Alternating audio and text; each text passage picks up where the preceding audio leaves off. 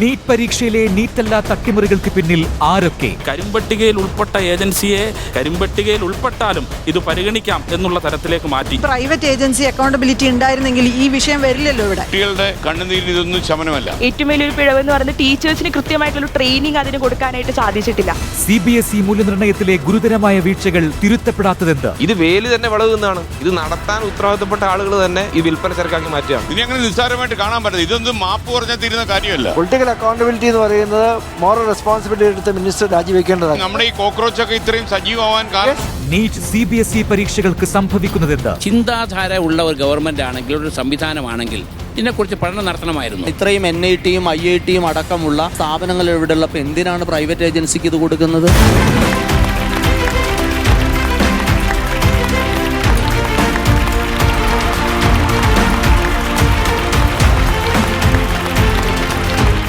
എല്ലാ പ്രിയപ്പെട്ട പ്രേക്ഷകർക്കും സ്വാഗതം. നിങ്ങൾ കാണാൻ പോകുന്നത് ഗോപു നന്ദില ജിമാർ തമിഴ് by SKN, presented by Aadi group of institutions.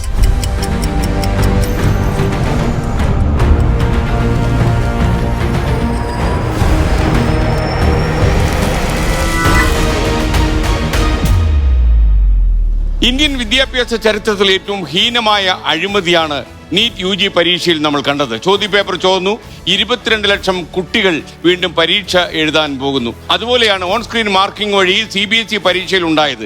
മൂല്യനിർണ്ണയത്തിൽ ആടിമുടി പിഴവ്.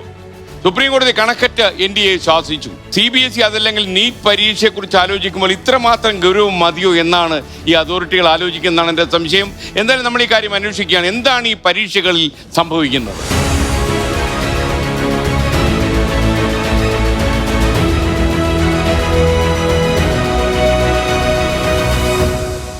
ഈ ചർച്ചയിൽ പങ്കെടുക്കുന്നവരാണ് MG യൂണിവേഴ്സിറ്റി മുൻ pro vice chancellor doctor Sheena Shukoor, Kerala CBSE management association chief പേട്രണും ഫൗണ്ടർ പ്രസിഡന്റുമായ TPM ഇബ്രാഹിം ഖാൻ, ദൂരദർശനിലെ കരിയർ പോയിന്റ് പ്രോഗ്രാം അവതാരകൻ രതീഷ് കുമാർ S, SFI സംസ്ഥാന സെക്രട്ടറി അംഗം വൈഷ്ണവി ഷാജി, ABVP സംസ്ഥാന joint secretary R Aswathi, KSU സംസ്ഥാന vice president Muhammad Shammas, ASF സംസ്ഥാന president Bibin Abraham, Changanassery Good Shepherd Public School principal doctor Sunitha Satheesh, NEET പരീക്ഷാ ക്രമക്കേടിൽ ഹർജിക്കാർക്കായി കോടതിയിൽ ഹാജരായ സുപ്രീം കോടതി അഭിഭാഷകൻ Mathews J Nedumpara, NEET coaching centre Aakash Institute state head Mithun Ramachandran, all Kerala parents association സംസ്ഥാന president MU Ashraf, Thrippunithura Choice CBSE school +1 വിദ്യാർത്ഥിനി Janaki Mohan, Changanassery Good Shepherd Public സ്കൂളിലെ PTA president Sebin John, NEET പരീക്ഷ എഴുതിയ ഇടപ്പള്ളി അലമിൻ പബ്ലിക് സ്കൂളിലെ വിദ്യാർത്ഥിനി ആഫ്രിൻ എഫ്.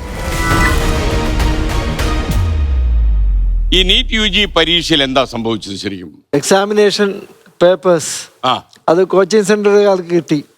അതെല്ലാം 50 ലക്ഷം രൂപയ്ക്ക് വരെയാണ് അത് വിറ്റെന്ന് കേൾക്കുന്നത്. പൈസ വാങ്ങിച്ചു അല്ലേ? എക്സാമിനേഷൻ ലീക്ക് ചെയ്തു. 2024 വേറൊരു വിധത്തിൽ റിപ്പീറ്റ് ചെയ്തു. സുപ്രീം കോടതി പറഞ്ഞ പോലെ അന്നത്തെ അനുഭവത്തിൽ നിന്ന് ഇവരൊന്നും പഠിച്ചില്ല അല്ലേ? വിഷയം വളരെ വളരെ സങ്കീർണമാണ്. നമ്മള് കുറ്റം പറയുന്നതിനോടൊപ്പം തന്നെ ഒരു എക്സാമിനേഷൻ പ്രോപ്പറായിട്ട് കണ്ടക്ട് ചെയ്യുക എന്ന് പറയുന്നത് അത് വളരെ സങ്കീർണമായിട്ടൊരു വിഷയമാണ്.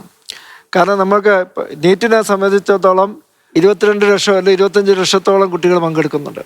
അതേസമയം JEE എക്സാമിനേഷനാണ് 14 ലക്ഷത്തോളം കുട്ടികൾ പങ്കെടുക്കുന്നു. IAS പരീക്ഷയ്ക്കാണെങ്കിൽ IAS IRS എക്സെട്ര അതിനൊക്കെ ആണെങ്കിൽ ഏതാണ്ട് 1-2 ലക്ഷം കുട്ടികൾ മാത്രമേ ഉള്ളൂ. അപ്പോൾ ഇത്രയും വലിയൊരു എക്സാമിനേഷൻ അത് എങ്ങനെ ഫുൾ പ്രൂഫായിട്ട് കൊണ്ടു നടക്കാൻ കഴിയും? അത് വലിയൊരു വളരെ സങ്കീർണമായിട്ടുള്ളൊരു വിഷയമാണ്.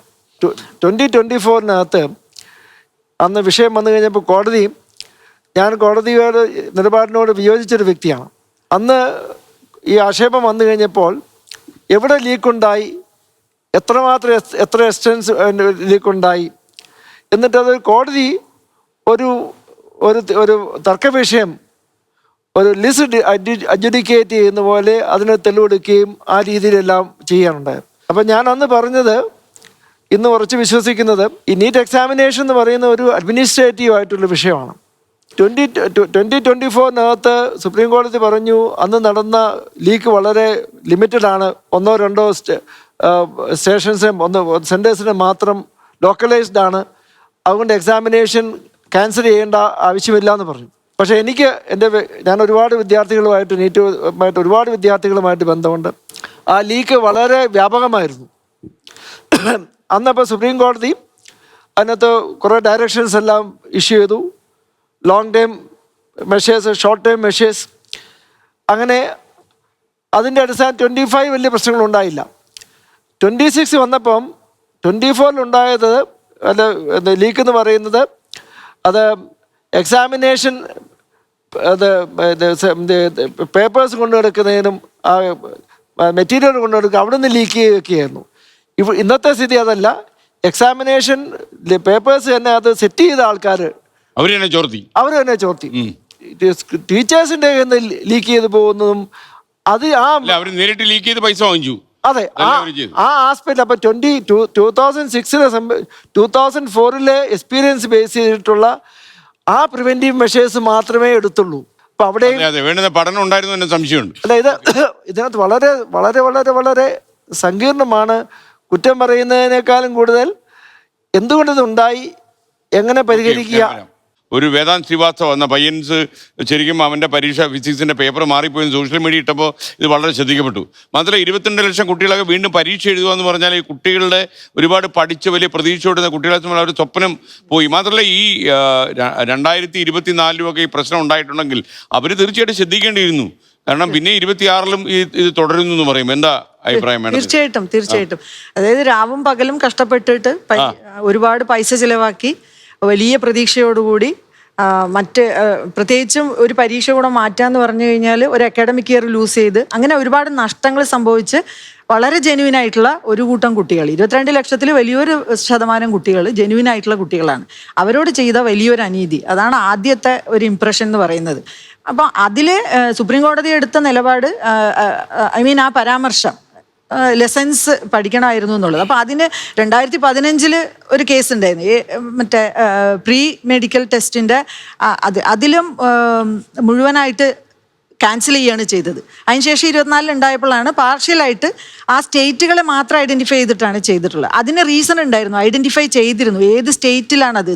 ഇപ്പം അങ്ങനെയല്ല, ഒരാളെ ഐഡൻറ്റിഫൈ ചെയ്തിട്ടില്ല, എവിഡൻസ് ഇല്ല. ആ സന്ദർഭത്തിലാണ് ഔട്ട്റൈറ്റ് ആയിട്ട് ഇൻജസ്റ്റിസ് ഈ ജെന്യുവിൻ ആയിട്ടുള്ള കുട്ടികളോട് ചെയ്തിരിക്കുന്നത്. അത് വലിയ കഷ്ടമാണ്. കാരണം ഈ ഒരു പ്രത്യേക സമൂഹമാണ്, അതായത് മറ്റുള്ളവർ ചൈൽഡാണ്, ബാക്കിയുള്ളവർ അഡൾട്ടാണ്, അധ്യാപകർ, ജോലിയുള്ളവർ, അവരൊക്കെ അഡൾട്ടായിട്ട് ട്രീറ്റ് ചെയ്യും. ഈ അഡോളസെൻ്റ് ഏജിലുള്ള 17 വയസ്സുള്ള കുട്ടികൾ പോയിട്ട് ഇതുപോലെ കഷ്ടപ്പെട്ട് അവരെ സംബന്ധിച്ച് അവർക്ക് വേണ്ടി സംസാരിക്കാൻ ആളില്ല, അവരോട് പറയാൻ ആളില്ല. സുപ്രീം കോടതി പോയപ്പം ഒരു അഫിഡവിറ്റ് പോലും ഈ പറയുന്ന എഡ്യൂക്കേഷൻ സിസ്റ്റത്തിൽ നിന്ന് ആരും തന്നെ കൊടുത്തില്ല. എന്തൊക്കെ ചെയ്യാമായിരുന്നു, ഒന്നുമില്ല. ഒരു കോമ്പൻസേഷന് വേണ്ടിയിട്ട് അവർ ട്രൈ ചെയ്യാനുള്ള മെനക്കെട്ടിട്ടുമില്ല. അപ്പം അവരെ സഹായിക്കാനുള്ള ഒരു ബാധ്യതയാണ് ഇതുപോലത്തെ കാര്യങ്ങൾ. NDA ചെയ്തത് തെറ്റായിരിക്കും, ഏത് ഏജൻസി ചെയ്യുന്നതും തെറ്റായിരിക്കും. പിന്നെ ഈ സാറ് പറഞ്ഞ അതിനോട് എനിക്കൊരു അഭിപ്രായ വ്യത്യാസം ഉള്ളത്, ഇതറിഞ്ഞുകൊണ്ടല്ലേ ആ ഏജൻസി ഈ കോംപ്ലിക്കേഷനും ഈ വലിയ പ്രശ്നങ്ങളും അറിഞ്ഞുകൊണ്ടല്ലേ അവരത് ഏറ്റെടുത്തത്. Why do they want to? Agency ചെയ്യട്ടെ. ഇത് ഇങ്ങനെ ഒരു ഈ കുട്ടികളെ ബുദ്ധിമുട്ടിക്കാനാണോ ഇത് ചെയ്യുന്നത്? മാർക്കിംഗ് ഒക്കെ അപകടമാണെന്ന് അല്ലേ? ഓക്കെ, അപ്പൊ ഞാനൊരു നേതാവിലേക്ക് വരാം. നിങ്ങൾക്ക് എന്താ ഇതിനെ കുറിച്ചുള്ള അഭിപ്രായം? ഇത് വളരെ ഗൗരവമുള്ളൊരു വിഷയമാണ്. അങ്ങനെ നിസ്സാരമായിട്ട് നമുക്ക് തള്ളിക്കളയാൻ കഴിയുന്ന ഒരു കാര്യമല്ല എന്നുള്ളത് ഇപ്പോൾ ഇത് വീണ്ടും ആവർത്തിക്കപ്പെടുമ്പോൾ വീണ്ടും ബോധ്യപ്പെടുകയാണ്. നമ്മളെ സംബന്ധിച്ച് ഈ രാജ്യത്തെ 23 ലക്ഷത്തോളം വരുന്ന പലതരത്തിലുള്ള വിദ്യാർത്ഥികൾ, അവരുടെ രക്ഷിതാക്കളുടെ സ്വപ്നം, അവരുടെ കഷ്ടപ്പാട്, ജീവിതത്തിലെ പ്രതീക്ഷ, ഇതൊക്കെ ലക്ഷ്യം വെച്ചൊരു പരീക്ഷ നടത്തുമ്പോൾ ഈ രാജ്യത്തെ ഭരണ സംവിധാനത്തിനകത്ത് ഒരു ഉത്തരവാദിത്വം ഇല്ലാത്ത രീതിയിലേക്കുള്ള ഒരു കൈകഴുകൽ നടക്കുകയാണ്. യഥാർത്ഥത്തിൽ ഇപ്പോൾ 24-ൽ എന്തെങ്കിലും പ്രശ്നം വന്നാൽ അതിൻ്റെ ഉത്തരവാദിത്വം SKN കൂടി ഉണ്ട്. സമാനമായ രീതിയിൽ ഈ വിഷയം രാജ്യത്ത് ഉത്തരവാദിത്തപ്പെട്ട ആളുകൾ, ഇതിൻ്റെ ഭരണം നിർവഹിക്കുന്ന ആളുകൾ, ഈ വകുപ്പ് കൈകാര്യം ചെയ്യുന്ന ആളുകൾക്ക്, അദ്ദേഹം ഇതെല്ലാം കഴിഞ്ഞ അവസാനം ഈ രാജ്യത്തെ യുവജനങ്ങൾ മൊത്തം കളയി കഴിഞ്ഞപ്പോൾ അവസാനം ഒരു ഖേദം പ്രകടിപ്പിച്ചിട്ട് അദ്ദേഹം പോയി. രാജ്യം ഭരിക്കുന്ന വിദ്യാഭ്യാസ വകുപ്പ് മന്ത്രി ധർമ്മേന്ദ്ര പ്രധാൻ ഉൾപ്പെടെ എന്ത് ചെയ്യാണ്, ഒരു ഖേദപ്രകടനം നടത്തിയിട്ട് മൂപ്പര് വിട്ടു.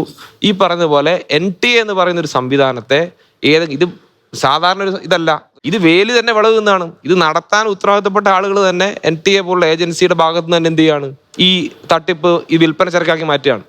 ഈ വിദ്യാർത്ഥികളുടെ ഭാവിയെ സംബന്ധിക്കുന്ന ഒരു പ്രശ്നത്തിൽ ഗൗരവപരമായ ഒരു ഇടപെടൽ അതിപ്പോൾ സുപ്രീം കോടതി പറയേണ്ടി വരുന്നു അന്വേഷണം നടത്താൻ, അല്ലെങ്കിൽ ഇപ്പോൾ CBI എൻക്വയറിക്ക് ഹർജി സമർപ്പിക്കേണ്ടി വരുന്നു. ഈ വിഷയം ശ്രദ്ധയിൽ സർക്കാർ ഇതിനകത്ത് സ്വമേധയാ തീരുമാനം എടുത്ത് പോരായ്മ എന്താണെന്ന് തിരിച്ചറിഞ്ഞ് എവിടെയാണോ തെറ്റ് അത് തിരിച്ചറിഞ്ഞ് മുന്നോട്ട് പോകുന്നതിന് പകരം ഇതാരെങ്കിലുമൊക്കെ ചൂണ്ടിക്കാണിക്കാൻ വേണ്ടി കാത്തിരിക്കുന്ന രീതിയിലേക്ക് ഒരു അലസതയും അലംഭാവവും കേന്ദ്ര ഗവൺമെന്റിന്റെ ഭാഗത്തുണ്ടായി. ഈ പരീക്ഷ എഴുതിയ കുട്ടിയാണല്ലോ അല്ലേ? പരീക്ഷ എഴുതിയപ്പോൾ എന്തായിരുന്നു ഒരു പ്രതീക്ഷ? ഒരു 570 മാർക്കാണ് പ്രതീക്ഷിച്ചിരുന്നത്. കുഴപ്പമില്ലാതെ എളുപ്പമായിരുന്നു ഫിസിക്സ്. ഓർക്കേണ്ടത് എന്താണെന്നറിയോ, 600 മാർക്കോളം കിട്ടുന്ന 700 മാർക്കല്ലേ, അതിൽ 600 മാർക്കിന്റെ ചോദ്യങ്ങൾ ചോർന്നുപോയി. പിന്നെ ഇത് അറിഞ്ഞപ്പം ഇത് കഴിഞ്ഞ 9 ദിവസം നീറ്റ് പരീക്ഷ കഴിഞ്ഞ 9 ദിവസം കഴിഞ്ഞപ്പോഴാണല്ലോ ഈ ന്യൂസ് അറിയുന്നത്. ജൂൺ 21 എഴുതണ്ടേ? 21 എഴുതണം. അപ്പൊ ഞങ്ങൾ ഇതൊക്കെ കഴിഞ്ഞു ഫ്രീ ആയി 12th കഴിഞ്ഞ് നീറ്റ് എഴുതി കഴിഞ്ഞ് ഫ്രീ ആയി നമ്മുടെ ഹോബീസിലേക്കും പിന്നെ നാട്ടിലേക്കൊക്കെ പോയി കുറച്ചൊരു വെക്കേഷൻ രീതിയിൽ അതെ അതൊക്കെ ഇറക്കി വെച്ചു. പിന്നെ ഇതിനകത്തേക്ക് പോകുന്ന 9 ദിവസം കഴിയുമ്പോഴാണ് ഈ ന്യൂസ് കേൾക്കുന്നത്. അപ്പൊ ഈ ന്യൂസ് അറിഞ്ഞപ്പം ആദ്യം കിട്ടിയ ഷോക്ക് എന്താണ്? ഇനി എന്തായിരിക്കും, ഇനി രണ്ടാമത് എഴുതേണ്ടി വരുമോ, അതോ ഫുള്ളായി ക്യാൻസൽ ആയോ, മാർക്ക് എന്തായിരിക്കും, അങ്ങനെയായിരുന്നു എല്ലാവരും. പിന്നെ ഫ്രണ്ട്സ് വിളിക്കാൻ തുടങ്ങി, എല്ലാവർക്കും ഭയങ്കര സങ്കടമായി, എല്ലാവരും കരഞ്ഞുകൊണ്ടൊക്കെ തന്നെയാണ് ഇരുന്നത്.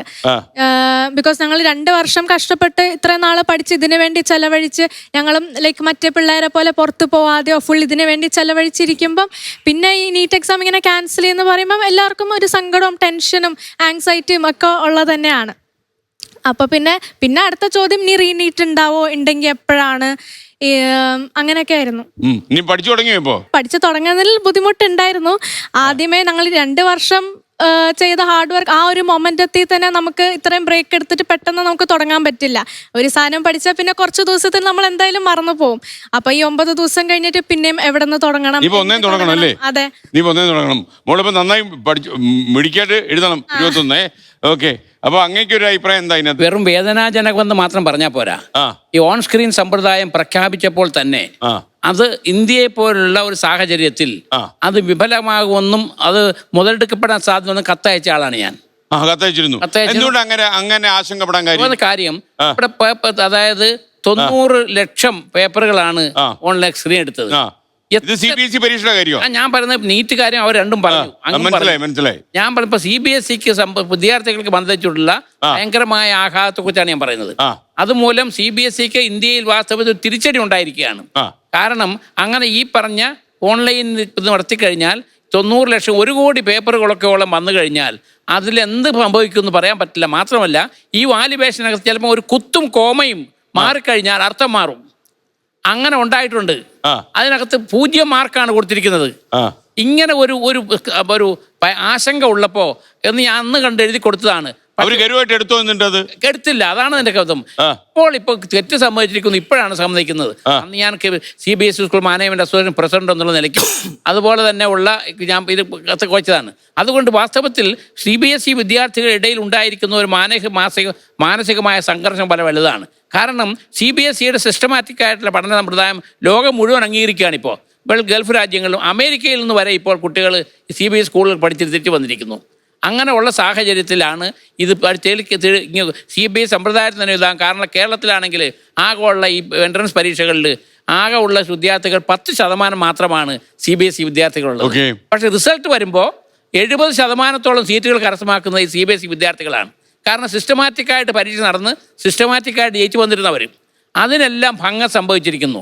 ഇത് ഇപ്പോൾ മറ്റുള്ളവരൊക്കെ പറഞ്ഞ പോലെ അതിൻ്റെ പിന്നിൽ ഈ പറഞ്ഞ നീറ്റിൻ്റെ കാര്യത്തിൽ എന്ന പോലെ തന്നെ ഈ CBSE പരീക്ഷയുടെ കാര്യം വ്യക്തമായ ഗൂഢാലോചന നടന്നിട്ടുണ്ട്. ഇപ്പൊ തെളിവുകൾ വരുന്നുണ്ട്. ഞാൻ ചോദിച്ചോട്ടെ, അങ്ങനെ ഒരു വിശ്വാസം ഉണ്ടോ നിങ്ങൾക്കൊക്കെ? ഇപ്പൊ OSM സിസ്റ്റം ഇപ്പൊ CBSEയിൽ വന്നിട്ടുള്ള ഇത്ര പുനർമൂല്യനിർണ്ണയത്തിൽ വന്നിട്ടുള്ള ഇഷ്യൂ എന്ന് പറയുമ്പോൾ ഈ OSM സിസ്റ്റം എന്ന് പറയുന്നത് ഒരു പ്രോഗ്രസീവ് ആയിട്ടുള്ള ഒരു മെഷറാണ്. ഇപ്പൊ ഒരു ഡെവലപ്മെന്റോ അല്ലെങ്കിൽ ഇത്തരത്തിലൊരു പ്രോഗ്രസീവ് മെഷറിനോ എഗെയിൻസ്റ്റ് നിൽക്കേണ്ട കാര്യമുണ്ടെന്ന് തോന്നുന്നില്ല. ഇപ്പൊ ഇത്രയധികം ആൻസർ ഷീറ്റ്സ് ഡിജിറ്റൈസേഷൻ ചെയ്യുക എന്ന് പറയുന്നത് വളരെ പ്രോഗ്രസീവ് ആയിട്ടുള്ള ഒരു സിസ്റ്റം തന്നെയാണ്. പക്ഷെ ഇത്തരത്തിലൊരു മിസ്റ്റേക്ക് സംഭവിച്ചിട്ടുണ്ട്, അല്ലെങ്കിൽ ഇത്തരത്തിലൊരു ഇൻസിഡന്റ് സംഭവിച്ചിട്ടുണ്ട്. ഇതെന്ന് പറയുമ്പോൾ വളരെ ഒരു വലിയ മിസ്റ്റേക്ക് ആണ്. പക്ഷെ എനിക്ക് തോന്നുന്നു അങ്ങനെ ഒരു മിസ്റ്റേക്ക് സംഭവിച്ചു എന്നതിന്റെ അർത്ഥം നമ്മൾ വീണ്ടും പിന്നിലോട്ട് പോകണം എന്നുള്ളതല്ല, മറിച്ച് അത് കുറച്ചും കൂടി റാക്ടിഫൈ ചെയ്യാനുള്ള മെഷേഴ്സ് എന്ത് ചെയ്യാൻ സാധിക്കും. അപ്പൊ അത് OSM സിസ്റ്റത്തിന്റെ ഫെയിലിയർ ആയിട്ടല്ല, മറിച്ച് അതിന്റെ ഇംപ്ലിമേഷൻ അല്ലെങ്കിൽ എക്സിക്യൂഷനിൽ നടന്നിട്ടുള്ള പറഞ്ഞതുപോലെ ഇപ്പൊ ഏതാണ്ട് 40 കോടിയോളം ഷീറ്റ്സ് ഉണ്ടായിരുന്നാ പറയുന്നത്. അത്രയും ഷീറ്റുകൾ സ്കാൻ ചെയ്ത് വരുമ്പോൾ അത് ഫാൾ പ്രൂഫ് ആക്കാൻ പറ്റും. കാര്യം ഇപ്പൊ ഈ വേദാന്ത് ശ്രീവാസ്തവ എന്ന് പറഞ്ഞ പയ്യൻസിന്റെ പേപ്പറേ മാറിപ്പോയി. തീർച്ചയായിട്ടും ബോർഡിന്റെ ഭാഗത്ത് നിന്ന് കൃത്യമായിട്ടുള്ള മിസ്റ്റേക്സ് സംഭവിച്ചിട്ടുണ്ട്, അതില്ല എന്നല്ല. പക്ഷേ OSM സിസ്റ്റം എന്ന് പറയുന്നത് ഒരു ഫെയിലിയർ സിസ്റ്റം ആണ്. അതിന്റെ കൃത്യമായിട്ടുള്ള സ്റ്റഡീസ് ഇപ്പൊ ഞാൻ എനിക്ക് തോന്നുന്നു ഈ ഒരു OSM സിസ്റ്റം കൊണ്ടുവരുമ്പോ തന്നെ വിചാരിക്കുന്ന ഒരു അഡ്വാൻറ്റേജ് അല്ല തീർച്ചയായും ഈ ഇത്രയധികം ഒരു ഡിജിറ്റൈസേഷൻ കൊണ്ടുവരികയാണ്. ഈ ഫിസിക്കൽ ആയിട്ടുള്ള സാധനത്തിൽ നിന്ന് നമ്മൾ ഇത്രയധികം ആൻസർ ഷീറ്റ്സ് ഡിജിറ്റൈസേഷൻ ചെയ്തിട്ട് ഒരു മൂല്യനിർണ്ണയം നടത്തുകയാണ്. എനിക്ക് തോന്നുന്നു ഇതിന്റെ പിന്നിൽ ഇപ്പോൾ ഇതിൽ ടീച്ചേഴ്സിന് ഈ ഒരു വിഷയത്തിൽ നടന്നിട്ടുള്ള ഏറ്റവും വലിയൊരു പിഴവെന്ന് പറയുന്നത് ടീച്ചേഴ്സിന് കൃത്യമായിട്ടുള്ള ട്രെയിനിങ് അതിന് കൊടുക്കാനായിട്ട് സാധിച്ചിട്ടില്ല. അതിനകത്ത് ഒരിക്കലും ആ വിഷയം അധ്യാപകരുടെ തലയിൽ കെട്ടിവെച്ചുകൊണ്ട് ആ വിഷയത്തെ നിസ്സാരവൽക്കരിക്കുന്നതിന് സാധ്യമല്ല. കാരണം ഈ ഓൺ സ്ക്രീനിങ് സിസ്റ്റം ഒക്കെ വളരെ നല്ല കാര്യം തന്നെ. ഡിജിറ്റൽ മാർക്കിംഗ് അല്ല, നമ്മളിപ്പോ ഡിജിറ്റലൈസ് ചെയ്യുക എന്ന് പറയുന്നത് കാലത്തിന്റെ ഒരു അനിവാര്യത. അതാണ് നമ്മുടെ അശ്വതി പറഞ്ഞത്. കാലഘട്ടം അശ്വതി പറഞ്ഞതിനകത്ത് അത് മാത്രമല്ല അശ്വതി പറഞ്ഞു വെക്കുന്നത്. അശ്വതി പറഞ്ഞു വെക്കുന്നത് ഇതിന്റെ തകരാർ സംഭവിക്കുന്നതിൽ അധ്യാപകർക്ക് മതിയായ പരിശീലനങ്ങൾ കിട്ടാത്തത് മൂലവും സംഭവിച്ചു എന്നുള്ളത് പറഞ്ഞു. പക്ഷെ അതും ഇതിന്റെ ഒരു കാരണമാകാം. പക്ഷെ ഇതിനകത്ത് ഏറ്റവും ഗൗരവമേറിയ സാഹചര്യം താങ്കൾ പറഞ്ഞൊരു വിയോജിപ്പ് അശ്വതിക്കുണ്ട്. ഇതിൽ അധ്യാപകരുടെ തലയിലോട്ട് കെട്ടിവെക്കുന്നതിലോട്ടല്ല പോയത്. എന്നാണ് ഞാൻ പറഞ്ഞത്. അധ്യാപകരുടെ തലയിൽ മാത്രമല്ല അധ്യാപകരുടെ തലയിലും അത് കെട്ടിവെച്ചു എന്നാണ് പറയുന്നത്. പക്ഷേ ഇംപ്ലിമെന്റേഷൻ അധ്യാപകർക്ക് ഇതിന് കൃത്യമായിട്ട് ട്രെയിനിങ് OSM സിസ്റ്റം എങ്ങനെ എക്സിക്യൂട്ട് ചെയ്യണം എന്നുള്ളൊരു ട്രെയിനിങ് കൃത്യമായിട്ട് കൊടുക്കാൻ സാധിച്ചില്ല എന്നതിലോട്ടാണ് ഞാൻ പോയത്. OSM സിസ്റ്റം എങ്ങനെ എക്സിക്യൂട്ടീവ് ചെയ്യണമെന്നുള്ള ട്രെയിനിങ് കൊടുക്കുന്നതിന് മുമ്പ് ഈ സിസ്റ്റം നടപ്പിലാക്കുന്ന ഏജൻസിയുടെ നിലവാരം പരിശോധിക്കപ്പെടേണ്ടതായിട്ടുണ്ട്. കോംറ്റ് ഞാൻ മനസ്സിലാക്കിയിടത്തോളം കോംറ്റ് എന്ന് പറയുന്ന ഒരു ഏജൻസിയാണ് ഈ ഇതുമായി ബന്ധപ്പെട്ടുള്ള ശരിയാണ്. കോംറ്റ് എന്നൊരു ഏജൻസിയാണ് ഇതുമായി ബന്ധപ്പെട്ടിട്ടുള്ള നടത്തിപ്പിന്റെ സ്വകാര്യ അനുവാദം മേടിച്ചിരിക്കുന്നത്. അപ്പോൾ ആ ഏജൻസി അനുവാദം കൊടുക്കുന്നതിന് വേണ്ടി ഈ രാജ്യത്തെ ഏതെല്ലാം നിയമങ്ങൾ CBSE നിയമങ്ങൾ മാറ്റിമറിച്ചിട്ടാണ് ഈ കമ്പനിക്ക് അനുവാദം കൊടുത്തിട്ടുള്ളത് എന്ന് നാം മനസ്സിലാക്കണം. അതിനകത്ത് ഏറ്റവും പ്രധാനപ്പെട്ട ഒരു കാര്യം, കരിമ്പട്ടികയിൽ ഉൾപ്പെട്ടിട്ടുള്ള ഒരു ഏജൻസിക്കോ മുൻപ് പരീക്ഷാ ക്രമക്കേടുകൾ നടത്തിയിട്ടുള്ള ഏജൻസികൾക്കോ ഇത്തരമൊരു പരീക്ഷയുടെ മൂല്യനിർണ്ണയവുമായി ബന്ധപ്പെട്ട് ഡിജിറ്റൽ മാർക്കിംഗ് സിസ്റ്റവുമായി ബന്ധപ്പെട്ട് അനുമതി കൊടുക്കരുതെന്ന് പ്രത്യേകം പറഞ്ഞിട്ടുണ്ട്. പക്ഷെ അവിടെ നമ്മൾ മനസ്സിലാക്കണം, ഈ കമ്പനിയെ ഒരു പ്രത്യേകമായ കോംറ്റ് എന്ന് പറയുന്ന ഒരു കമ്പനി ഞാൻ മനസ്സിലാക്കിയിടത്തോളം 2019 തെലങ്കാനയിൽ നടന്ന ഇന്റർമീഡിയറ്റ് പരീക്ഷയിലും നാഗ്പൂർ സർവകലാശാലയിൽ നടന്ന പരീക്ഷയിലും അടക്കം ഇവരായിരുന്നു അന്നതിൻ്റെ മുഖ്യമായി ഇതിൻ്റെ സംവിധാനങ്ങൾ കൈകാര്യം ചെയ്തവർ. അന്ന് ഇവരുടെ പേര് ഗ്ലോബൽ റീന ഏജൻസി എന്നോ മറ്റോ ആയിരുന്നു. അപ്പോൾ ഇപ്പോൾ അവർ പേര് മാറ്റിയാണ് കോംറ്റ് എജു ലിമിറ്റഡ് എന്നോ എന്തോ പറഞ്ഞാണ് ഇപ്പോൾ അവരുടെ കമ്പനി സ്റ്റാർട്ട് ചെയ്തിരിക്കുന്നത്. അപ്പോൾ അവർക്ക് വേണ്ടി നമ്മുടെ രാജ്യത്തിൻ്റെ CBSEയുടെ നിയമം മാറ്റിമറിക്കുകയാണ്. എങ്ങനെയാണ് മാറ്റിമറിച്ചതെന്ന് പറഞ്ഞാൽ, കരിമ്പട്ടികയിൽ ഉൾപ്പെട്ട ഏജൻസിയെ ഇതിന് പരിഗണിക്കരുത് എന്നുള്ള സാഹചര്യത്തിൽ കരിമ്പട്ടികയിൽ ഉൾപ്പെട്ടാലും ഇത് പരിഗണിക്കാം എന്നുള്ള തരത്തിലേക്ക് മാറ്റി. അങ്ങനെയും നമ്മുടെ രാജ്യത്ത് വേറെയും ഏജൻസികൾ ഏറ്റവും ഉന്നത നിലവാരത്തിൽ ഡിജിറ്റൽ മാർക്കിംഗ് സിസ്റ്റം നടപ്പിലാക്കുവാൻ കഴിയുന്ന ഏജൻസികൾ ഉണ്ടായിട്ട് പോലും ഈ സംവിധാനം ഇത്തരം ഒരു കമ്പനിയെ എങ്ങനെ ഏർപ്പെടുത്തി എന്നുള്ളത് ദുരൂഹതയാണ്. മറ്റ് ഇതിനകത്ത് പ്രധാനപ്പെട്ടൊരു കാര്യം, നമ്മുടെ ഇത്തരം വിഷയവുമായി ബന്ധപ്പെട്ടപ്പോൾ കേന്ദ്ര വിദ്യാഭ്യാസ മന്ത്രി ധർമ്മേന്ദ്ര പ്രധാൻ ഈ വിഷയവുമായി ബന്ധപ്പെട്ട് അഡ്രസ്സ് ചെയ്തതെല്ലാം ഏറ്റവും വൈകിയാണ്. പ്രിൻസിപ്പൽ എന്ന് പറയുന്നത് ഇവിടെ പ്രശ്നം പറ്റി എന്താന്ന് വെച്ചാൽ, എല്ലാ സബ്ജക്റ്റിനും ഒരേപോലെയും 12ാം ക്ലാസ് എന്ന് പറയുന്ന ഏറ്റവും കീ ആയിട്ടുള്ള ഒരു ഇയർ ആണ് ഒരു കുട്ടിയുടെ. 10 കഴിക്കുന്ന കുട്ടി സാധാരണ 11, 12 അതേ സ്കൂളിൽ തന്നെ കണ്ടിന്യൂ ചെയ്യും. പക്ഷെ 12 കഴിക്കുന്ന കുട്ടി വേറൊരു ഇൻസ്റ്റിറ്റ്യൂഷനിലേക്കാണ് പോകുന്നത്. അപ്പോൾ അവരുടെ മാർക്ക് എന്ന് പറയുന്നത് വളരെ ഇമ്പോർട്ടൻ്റ് ആയിട്ടുള്ള ഒരു വർഷമായതുകൊണ്ട് ഈ ഒരു 12th ആണോ ഏറ്റവും നല്ലത് ഇത് ടെസ്റ്റ് ചെയ്യാൻ എന്നത് വീണ്ടും നമ്മളൊന്ന് ചിന്തിക്കേണ്ട ഒരു ആസ്പെക്റ്റാണ്. ഇവിടെ എല്ലാ സബ്ജക്റ്റും ഒരേപോലെ ടെസ്റ്റ് ചെയ്തുകൊണ്ടാണ് അതിനൊരു ബുദ്ധിമുട്ട് വന്നത്. അതിന് പകരം ചെറിയ ചെറിയ സബ്ജക്റ്റുകൾ ഒരു ട്രയൽ രീതിയിൽ ചെയ്ത് അത് ഓക്കെ ആണോ, അതെന്താണ് അതിൻ്റെ ഡിഫക്റ്റ് വരുന്നതെന്ന് കറക്റ്റ് ചെയ്തിരുന്നെങ്കിൽ അതിന് ബുദ്ധിമുട്ട് വരില്ലായിരുന്നു. പക്ഷേ ടീച്ചേഴ്സിൻ്റെ കാര്യം പറയുകയാണെങ്കിൽ, ഇപ്പോൾ ഗുഡ് ഷെപ്പേർഡ് പബ്ലിക് സ്കൂളിലെ പ്രിൻസിപ്പളാണ് ഞാൻ.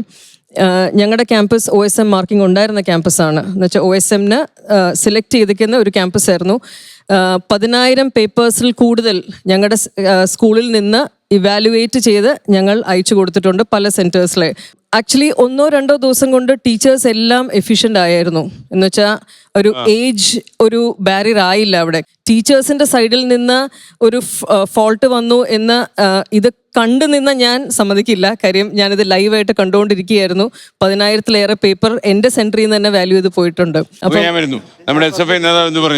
ഈ 2 വിഷയവുമായി ബന്ധപ്പെട്ടിട്ട് വളരെ ഗൗരവത്തോടുകൂടി കാണേണ്ട ഒരു സാഹചര്യമുണ്ട്. ഇവിടെ സൂചിപ്പിച്ചു, ഇപ്പം പൂർണ്ണ ഞാൻ അശ്വതിയുടെ കാര്യത്തിനോട് ഞാൻ വിയോജിപ്പ് രേഖപ്പെടുത്തുകയാണ്. കാരണം ഡിജിറ്റലൈസേഷൻ നല്ലതാണ്, പക്ഷേ അതിന് ഒരു മുന്നോടിയായിട്ടുള്ള കാര്യങ്ങൾ കൂടി ചെയ്യണമായിരുന്നു. ഇപ്പം ടീച്ചേഴ്സിനാണെങ്കിൽ പ്രോപ്പർ ട്രെയിനിങ് കൊടുക്കുക, അല്ലെങ്കിൽ അതൊന്ന് പരീക്ഷിച്ച് നോക്കുക. ഇത്തരത്തിലേക്ക് ഇത്രയും കുട്ടികളുടെ പേപ്പറുകൾ ഇപ്പോൾ ഡിജിറ്റലായിട്ട് മാർക്കിംഗ് സ്കീമിലേക്ക് കൊണ്ടുവരുമ്പോൾ അത് എത്രത്തോളം പ്രായോഗികമായി വരും എന്നുള്ളത് കൃത്യമായി നേരത്തെ തന്നെ ഒരു ട്രയൽ കൊടുത്തതിന് ശേഷം ഈ വിദ്യാർത്ഥികളുടെ ഭാവി വെച്ച് കളിക്കുക എന്നുള്ളതായിരുന്നു. ഇതിപ്പോൾ ഇത്രയധികം വിദ്യാർത്ഥികൾ ഇപ്പോഴും റിസൾട്ട് പബ്ലിഷ് ചെയ്തിട്ടില്ല.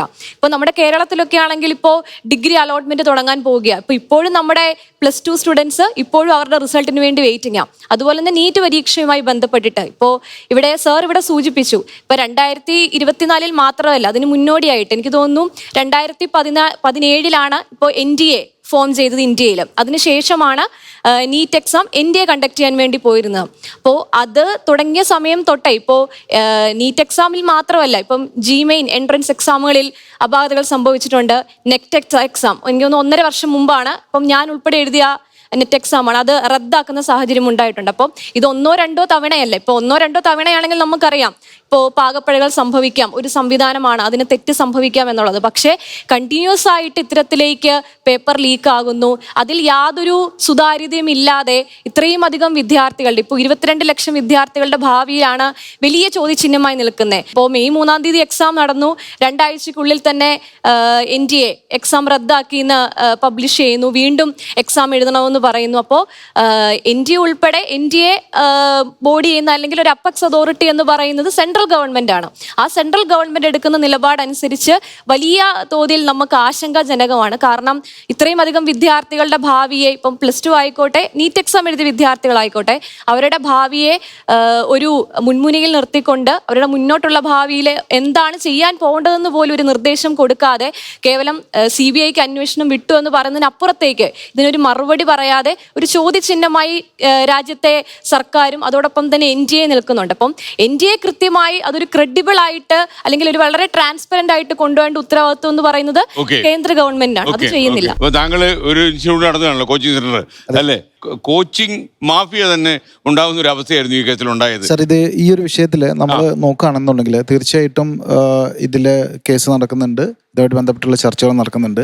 കോച്ചിങ് ഇൻസ്റ്റിറ്റ്യൂട്ടുകളെ പറ്റി പറയുകയാണെങ്കിൽ ഇന്ത്യയിലെയോ കേരളത്തിലെയോ ക്രെഡിബിലിറ്റി ഉള്ള കോച്ചിങ് ഇൻസ്റ്റിറ്റ്യൂട്ടുകളുടെ പേരിൽ ഒരു അലിഗേഷൻ ഇവിടെ ഇല്ല. ഇപ്പോൾ പറഞ്ഞ പോലെ ചില പ്രാദേശികമായിട്ടുള്ള ചില കോച്ചിങ് ഇൻസ്റ്റിറ്റ്യൂട്ടുകളെ പറ്റി അവർക്ക് പേപ്പർ ചോർന്ന് കിട്ടുകയും അവരത് ഉപയോഗിക്കുകയും ചെയ്യുന്നുള്ള ആരോപണങ്ങൾ ഉള്ളപ്പോൾ തന്നെ കോച്ചിങ് ഇൻസ്റ്റിറ്റ്യൂട്ടിന്റെ മാഫിയ എന്നുള്ളതിനേക്കാൾ ഇത് സംഘടിതമായ ചില ആളുകൾ ചെയ്ത കുറ്റകൃത്യം എന്നുള്ള രീതിയിൽ കാണാനാണ് നമ്മൾ ആഗ്രഹിക്കുന്നത്. മറ്റൊരു കാര്യം എന്ന് പറയുന്നത്, കുട്ടികൾ അതുപോലെ അവരുടെ പേരൻസിനോടൊപ്പം തന്നെ നമ്മൾ പരിഗണിക്കേണ്ട ഒരു കൂട്ടരാണ് ഈ എൻട്രൻസ് ടീച്ചിങ് ഫാക്കൽറ്റീസ് എന്ന് പറയുന്നത്. ഒരു കുട്ടി നീറ്റ് പോലെയുള്ള ഒരു പരീക്ഷയ്ക്ക് തയ്യാറെടുക്കാൻ വേണ്ടി ശ്രമിക്കുമ്പോൾ അല്ലെങ്കിൽ അതിനെപ്പറ്റി ചിന്തിക്കുമ്പോൾ ഈ പേരൻറ്റിനെ സംബന്ധിച്ചിടത്തോളം, ഈ വിദ്യാർത്ഥിനെ സംബന്ധിച്ച് ഇതൊരു വലിയ പ്രൊജക്റ്റാണ്. സാമ്പത്തികമായിട്ട് നോക്കിയാലും ഒരു കോച്ചിങ് ഇൻസ്റ്റിറ്റ്യൂട്ടിൽ ചേർക്കണം, അതിൻ്റെ ഫീസ് കൊടുക്കണം, ഹോസ്റ്റലിൽ ചേർക്കണം, അതിനനുസരിച്ചുള്ള സ്കൂളിൽ ചേർക്കണം. പിന്നെ ഈ 2 വർഷത്തോളം ഈ കുട്ടികളെ സംബന്ധിച്ചിടത്തോളം മറ്റു യാതൊരു തരത്തിലുള്ള പരിപാടികളിലും പങ്കെടുക്കാതെ, കുടുംബത്തിലെ പോലും വളരെ അടുത്ത വിവാഹങ്ങളിലോ അല്ലെങ്കിൽ ചടങ്ങുകളിലോ പങ്കെടുക്കാതെ ഒക്കെയാണ് ഇവർ പ്രിപ്പയർ ചെയ്യുന്നത്. അപ്പോൾ അവരൊരു പ്രതീക്ഷ എന്നുള്ള രീതിയിലായിരിക്കാം ഈ എക്സാം എഴുതിയിരിക്കുന്നത്. അപ്പം നമ്മളെ സംബന്ധിച്ചിടത്തോളം ഒരു കാര്യം ഞാൻ പറയാൻ ആഗ്രഹിക്കുന്നത്, കേരളത്തിലെ എല്ലാ കോച്ചിങ് ഇൻസ്റ്റിറ്റ്യൂട്ടുകളും ഇത്തരം ഒരു വാർത്ത ഉണ്ടായതിൻ്റെ പിറ്റേ ദിവസം അവരുടെ വാതിലുകൾ തുറന്നെടുക്കുകയാണ് ചെയ്തത്. ഞങ്ങൾ മാത്രമല്ല, വി ആർ വിത്ത് യു എന്ന് പറഞ്ഞിട്ട് അവർ സൗജന്യമായിട്ട് പിന്നീട് ഫർദർ ക്ലാസ്സുകളും അതേപോലെ തന്നെ ടെസ്റ്റുകളും പ്രിപ്പറേഷൻസും തുടങ്ങി നമ്മളത് ചെയ്തുകൊണ്ടിരിക്കുകയാണ്. അതിന് നമ്മൾ ഫീസ് വാങ്ങുകയോ ഒന്നും ചെയ്യുന്നില്ല. ഇപ്പോൾ നമ്മൾ ആകാശാണെങ്കിൽ തന്നെ 99 രൂപയ്ക്കാണ് ഒരു കോഴ്സ് ലോഞ്ച് ചെയ്തത്. അതൊരു നെയിം സേക്കിന് വേണ്ടിയിട്ട് 99 രൂപ വെച്ചെന്നേ ഉള്ളൂ. അപ്പോൾ നമ്മൾ ഒരു ടീച്ചിങ് ഫ്രട്ടേണിറ്റി എന്നുള്ള രീതിയിൽ, കോച്ചിങ് ഇൻസ്റ്റിറ്റ്യൂട്ട് എന്നുള്ള രീതിയിൽ, കാരണം ഇതുണ്ടെങ്കിൽ മാത്രമേ നമുക്ക് നിലനിൽക്കാൻ സാധിക്കുകയുള്ളൂ. ഓക്കെ, താങ്കൾക്ക് എന്താ തോന്നുന്നത് ഇതിനെക്കുറിച്ച്? കാരണം ഇത് നമ്മളിപ്പോൾ എന്തൊക്കെ പറഞ്ഞാലും കുട്ടികളുടെ കണ്ണുനീരിന് ഇതൊന്നും ശമനമല്ല. ഒരു 360 ഡിഗ്രി ഇവാലുവേഷൻ ശരിക്കും ഇവിടെ നടക്കുന്നില്ല. +2 പഠിച്ച സബ്ജക്റ്റുകൾ തന്നെയാണ് ഈ എൻട്രൻസിനും ചോദിക്കുന്നത്. നമ്മൾ ഈ കുട്ടികൾ പഠിച്ച സബ്ജക്റ്റ് വീണ്ടും എൻട്രൻസ് കോച്ചിങ് സെന്ററുകളിൽ പോയി, ഈ സാർ നേരത്തെ പറഞ്ഞത് കണക്ക് അവരുടെ ഫാമിലി നഷ്ടപ്പെടുത്തി, അവരുടെ സോഷ്യൽ ഈവൻസ് നഷ്ടപ്പെടുത്തി, ഇത്രയധികം സ്ട്രെസ് സഹിച്ച് ഈ കുട്ടികൾ വീണ്ടും ഇത് പഠിച്ച് പരീക്ഷ എഴുതേണ്ട ആവശ്യം എന്താണ്? പിന്നെ NTA എന്ന് പറയുന്ന സ്ഥാപനത്തിന് ആവശ്യമില്ലാത്ത വർക്ക് ലോഡുണ്ട്. ലോകത്തുള്ള സകല പരീക്ഷയും കൂടെ ചെയ്യാനുള്ള കപ്പാസിറ്റി അവർക്കുണ്ടോ? അതിൻ്റെ ഇവാലുവേഷൻ, അതിൻ്റെ ഭരണം നിർവഹിക്കുന്നത് പ്രൈവറ്റ് ഏജൻസികളാണ്. ക്വസ്റ്റ്യൻ തയ്യാറാക്കുന്ന പ്രൈവറ്റ് ഏജൻസിയാണ്. ഇത്രയും NITയും IITയും അടക്കമുള്ള എയിംസ് അടക്കമുള്ള സ്ഥാപനങ്ങൾ ഇവിടെ ഉള്ളപ്പോൾ എന്തിനാണ് പ്രൈവറ്റ് ഏജൻസിക്ക് ഇത് കൊടുക്കുന്നത്?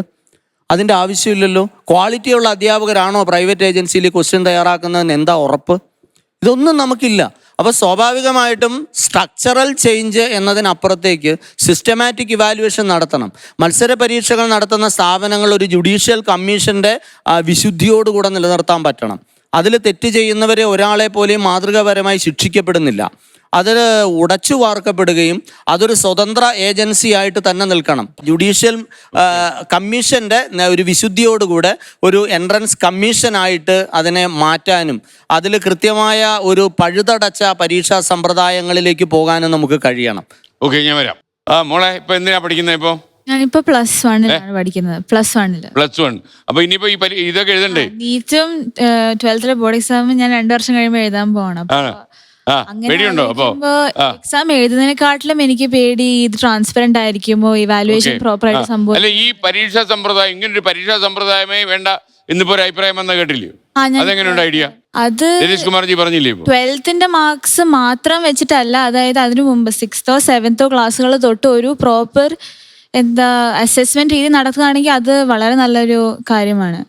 ഈ നീറ്റ് എന്നുള്ള ഒരു എക്സാമിന് പകരം നീറ്റ് എനിക്കൊന്ന് ഒരുപാട് ടെൻഷൻ അടിപ്പിക്കുന്ന ഒരു പരീക്ഷയാണ് അത്. കാരണം അതൊരു ഓൾ ഇന്ത്യ എൻട്രൻസ് ആയതുകൊണ്ട് തന്നെ ഈ മെഡിക്കൽ വിദ്യാർത്ഥികളാകാൻ താല്പര്യം വരുന്ന ആളുകൾക്കൊക്കെ തന്നെ ഒരു അഗ്നി പരീക്ഷണമാണ്. 10th ക്ലാസ് തൊട്ട് തന്നെ ഈ പല കോച്ചിങ്, ഇപ്പൊ ഞാനാണെങ്കിൽ ബ്രില്യന്റിൽ പോവാണ്. കോച്ചിങ് തുടങ്ങി. 10th ക്ലാസ് തൊട്ട് തന്നെ ഇതിനു വേണ്ടി കഷ്ടപ്പെട്ട് വരുന്ന കുട്ടികളാണ്. അപ്പൊ അവസാനം പരീക്ഷ എഴുതി ലാസ്റ്റ് മൊമെന്റ് എല്ലാം ക്യാൻസൽ ചെയ്തെന്ന് പറയുമ്പോൾ അത് ഭയങ്കര സ്ട്രെസ്സാണ് കുട്ടികൾക്കും അതുപോലെ തന്നെ മാതാപിതാക്കൾക്കും. ഞാൻ വരാം. അപ്പൊ യഥാർത്ഥത്തിൽ മാതാപിതാക്കളും ഇതിനോടൊപ്പം തന്നെ കുട്ടികളൊപ്പം സഞ്ചരിക്കുന്നവരാണല്ലോ. അവർക്കിതൊരു ഷോക്കിംഗ് ആയിട്ടുള്ള സംഭവമല്ലേ ഇത്രയും ഈ ക്വസ്റ്റ്യൻ പേപ്പർ ചോർന്നു എന്നുള്ളത്. പരീക്ഷ റദ്ദാക്കുകയും ചെയ്തു. ഇത് ചെറിയൊരു വിഷയമല്ല സാർ. കാരണം മാതാപിതാക്കളെ സംബന്ധിച്ചിടത്തോളം ഈ തൻ്റെ വിവാഹം കഴിഞ്ഞ് ഒരു കുഞ്ഞ് വയറ്റിൽ നിന്ന് ആമ്പിടുമ്പോഴേക്ക് മുതൽ ഇവർക്ക് വേണ്ടിയുള്ള പ്രതീക്ഷയുമായിട്ടാണ് ഈ മാതാപിതാക്കൾ ജീവിക്കുന്നത്. അവർക്ക് വേണ്ട എല്ലാം ഒരുക്കി കൊടുത്ത് ഈ എക്സാം ടൈമിലേക്കൊക്കെ വരുമ്പോൾ വലിയ സ്ട്രെസ്സാണ്. എൻ്റെ ഒരു സുഹൃത്തുണ്ട്, അതായത് അദ്ദേഹം 24 വർഷം പ്രവാസിയായിരുന്നു. കുടുംബം പോറ്റി പെങ്ങന്മാരെയൊക്കെ കെട്ടിച്ചു എല്ലാം കഴിഞ്ഞ് വന്ന് ഇപ്പോൾ വാടകയ്ക്ക് കിടക്കുക. അസുഖമാണ്, ഭാര്യയ്ക്ക് അസുഖമാണ്, കർട്ടൻ്റെ വർക്കും ചെയ്തുകൊണ്ട് ജീവിക്കുക. ആ കുട്ടി ഇതിനകത്ത് എഴുതി കഴിഞ്ഞിട്ട് ആ കുട്ടി ഇനി വീണ്ടും റിപ്പീറ്റ് ചെയ്യേണ്ട ഒരു അവസ്ഥ വരുമ്പോൾ നിത്യവൃത്തിക്ക് വഴിയില്ലാതെ നിൽക്കുന്ന ഒട്ടനവധി കുടുംബങ്ങൾ ഇതുപോലെ വലിയ പ്രതിസന്ധിയാണ്. ചെറിയ പ്രതിസന്ധിയല്ല, മാനസികമായിട്ട് മാതാപിതാക്കൾ തകർന്നു പോവുക. അവർക്ക് ഈ കുട്ടികളെക്കാൾ വലിയ വേദന. കാരണം ഉറക്കമൊഴിച്ചിരുന്ന് അവരുടെ കൂടെ നിന്ന് അവർക്ക് എല്ലാ ഒത്താശയും ചെയ്ത് കടവും പലിശയും, അതായത് ആയിരക്കണക്കിന് ആളുകൾ എനിക്കറിയാം മൊത്തം കടവും പലിശയും ലോണുമൊക്കെ ആയി കുടുംബം മൊത്തം പണയം വെച്ച് ഈ മക്കളൊന്ന് വെള്ളം തോർന്നു വരുമ്പോൾ, നാടൻ ഭാഷയിൽ പറഞ്ഞാൽ ഒന്ന് വെള്ളം തോർന്നു വന്നിട്ട് വേണം ഞങ്ങൾക്കൊന്ന് സമാധാനത്തോടെ ജീവിക്കാൻ എന്നൊക്കെ വിചാരിക്കുമ്പോഴാണ് മദ്യത്തിനും മയക്കുമരുന്നിനും ഒക്കെ അടിപ്പെട്ട് ഒട്ടനവധി കുട്ടികൾ വഴിതെറ്റി പോകുന്ന സാഹചര്യങ്ങളുണ്ട്. അതിനെതിരെയൊക്കെ ഞങ്ങൾ പ്രവർത്തിക്കുന്ന ആളുകളാണ്. പക്ഷേ ഈ അല്ലാതെ നേർവഴിക്ക് പഠിച്ച് എവിടെയെങ്കിലും എത്തണം, ഈ രാജ്യത്തിൻ്റെ നന്മയ്ക്ക് വേണ്ടി പ്രവർത്തിക്കണം, ഈ രാജ്യത്തിൻ്റെ ഉയർച്ചയ്ക്ക് വേണ്ടി പ്രവർത്തിക്കണം എന്നൊക്കെ പ്രതീക്ഷയോടെ ജീവിക്കുന്ന ഒട്ടനവധി മക്കളുണ്ട്. ചുരുക്കം കുട്ടികളാണ് അങ്ങനെ പോകുന്നത്. പക്ഷെ അവരുടെയൊക്കെ ജീവിതം തന്നെ തകർത്ത് കളയുന്ന ഇത്തരം മാഫിയകളെ ഇല്ലായ്മ ചെയ്തുകൊണ്ട് സ്വകാര്യ മേഖലയിലേക്ക് ഇത്തരം വിദ്യാഭ്യാസ സംവിധാനങ്ങളെ കൊണ്ട് കെട്ടുന്നത് ശരിയല്ല. ശക്തമായി അതിനെ നിയന്ത്രിക്കേണ്ട കാലം കടന്നുപോയി. പ്രശാന്ത് അദ്ദേഹം പറഞ്ഞ പോലെ ഈ നീറ്റ് പരീക്ഷ ഒഴിവാക്കണം എന്നുള്ള അഭിപ്രായക്കാരനല്ല ഞാൻ. നീറ്റ് പരീക്ഷ എന്താണെങ്കിലും ഉണ്ടാകണം. കാരണം അത് ഈ നീറ്റ് പരീക്ഷ ഇല്ലാതെ ഒരു പാരലൽ സംവിധാനം കൊണ്ടുവരുന്നത് അദ്ദേഹം പറയുന്നതിനകത്ത് ഒരു ഐഡിയ ഉണ്ട്. അതെ, വിദേശത്തൊക്കെ പരീക്ഷിച്ചിട്ടുണ്ട് ഇത്. പക്ഷേ ഇതിന് മുമ്പുണ്ടായിരുന്നെന്ന് പറഞ്ഞു കഴിഞ്ഞാൽ ഓരോ സ്റ്റേറ്റും പ്രത്യേകം പരീക്ഷ നടത്തുകയും കുട്ടികൾ ഇവിടെ പരീക്ഷ എഴുതണം, കർണാടകയിൽ പോകണം, തമിഴ്നാട്ടിൽ പോകണം, ഇങ്ങനെ ഓരോ സ്ഥലത്തും പോയി നടത്തേണ്ടതിന് പകരം ഒരു സെൻട്രലൈസ്ഡ് ആയിട്ടൊരു സംവിധാനം ഉണ്ടാകുന്നത് നീറ്റിന്റെ ഗുണമാണ്. പക്ഷെ ഇവിടെ ഉണ്ടായിരിക്കുന്ന പ്രശ്നം ഇവരെല്ലാം സൂചിപ്പിച്ച ഒരു കാര്യമുണ്ട്. ഇതിനകത്തൊരു സിൻഡിക്കേറ്റ് പ്രവർത്തിക്കുന്നു. അത് കോച്ചിങ് സെന്ററുകൾ കഴിഞ്ഞ 10 വർഷത്തെ ചരിത്രം നോക്കിക്കഴിഞ്ഞാൽ കോച്ചിങ് സെന്ററിന്റെ വളർച്ച വലുതാണ്. ഇന്ത്യയിലെ വളർച്ച അവരുടെ വിജയ ശതമാനം കാണിക്കാൻ വേണ്ടി, ഒരു സെന്ററിന്റെ നിലനിൽപ്പ് എന്ന് പറയുന്ന വിജയ ശതമാനമാണ്, അത് കാണിക്കാൻ വേണ്ടി അവർ ഏത് കുൽസിത പ്രവൃത്തികളിലേക്കും പോകുന്നു എന്നുള്ളതിന്റെ തെളിവാണ് ഇപ്പൊ കഴിഞ്ഞ 2-3 വർഷങ്ങളായിട്ട് നമ്മൾ കാണുന്നത്. അങ്ങനെ കാണിക്കുന്നവർക്കെതിരെ കർശന നടപടികൾ, അവർക്ക് അങ്ങനെ ഒരു ഫ്രോഡ് കാണിച്ചാൽ അവർക്ക് ബുദ്ധിമുട്ടുണ്ടാക്കാവുന്ന നിയമ നടപടികളിലേക്ക് അല്ലെങ്കിൽ അതിനുള്ള നിയമങ്ങൾ ഉണ്ടാകേണ്ടിയിരിക്കുന്നു. ഇത് കുട്ടികളെ വെച്ചുള്ള കളിയാണ് എന്നുള്ളത്. ഈ കേരളത്തിലെ കോച്ചിങ് സ്ഥാപനങ്ങളെ കുറിച്ചുള്ള അങ്ങനെ അഭിപ്രായം എന്താ? ഇടതുവശത്തേക്ക് നോക്കരുത്. ഇല്ല, കേരളത്തിലെ കോച്ചിങ് സംവിധാനങ്ങളൊക്കെ നല്ലതാണ്. അതായത് ഒരു 80%, 90% ഒരു സ്റ്റഫുള്ള ഒരു കുട്ടിയെ 100ലേക്ക് കൊണ്ടുവരാൻ ഒരു കോച്ചിങ് സെന്റർ സാധിക്കുമെന്നുള്ള കാര്യത്തിൽ എനിക്ക് സംശയമില്ല. പക്ഷേ ഇവര് ചെയ്യുന്ന ഒരു പ്രശ്നമുണ്ട്. അതാണ് ഏറ്റവും വലിയ പ്രശ്നം. ഇവര് സാധാരണ കുട്ടികൾ, അതായത് ഇപ്പൊ ഒരു 10ാം ക്ലാസ്സിൽ ഒരു A+ എല്ലാത്തിനും കിട്ടി എന്നതിന്റെ പുറത്ത് ആ കുട്ടിയുടെ മാതാപിതാക്കൾ ഇതിലേക്ക് വരുമ്പോൾ അവര് ചിലപ്പോൾ ഒരു ഓട്ടോ തൊഴിലാളി ആയിരിക്കാം, മകളെ എങ്ങനെങ്കിലും ഡോക്ടറാകണം എന്ന് ആഗ്രഹിച്ചായിരിക്കും അവർ വരുന്നത്.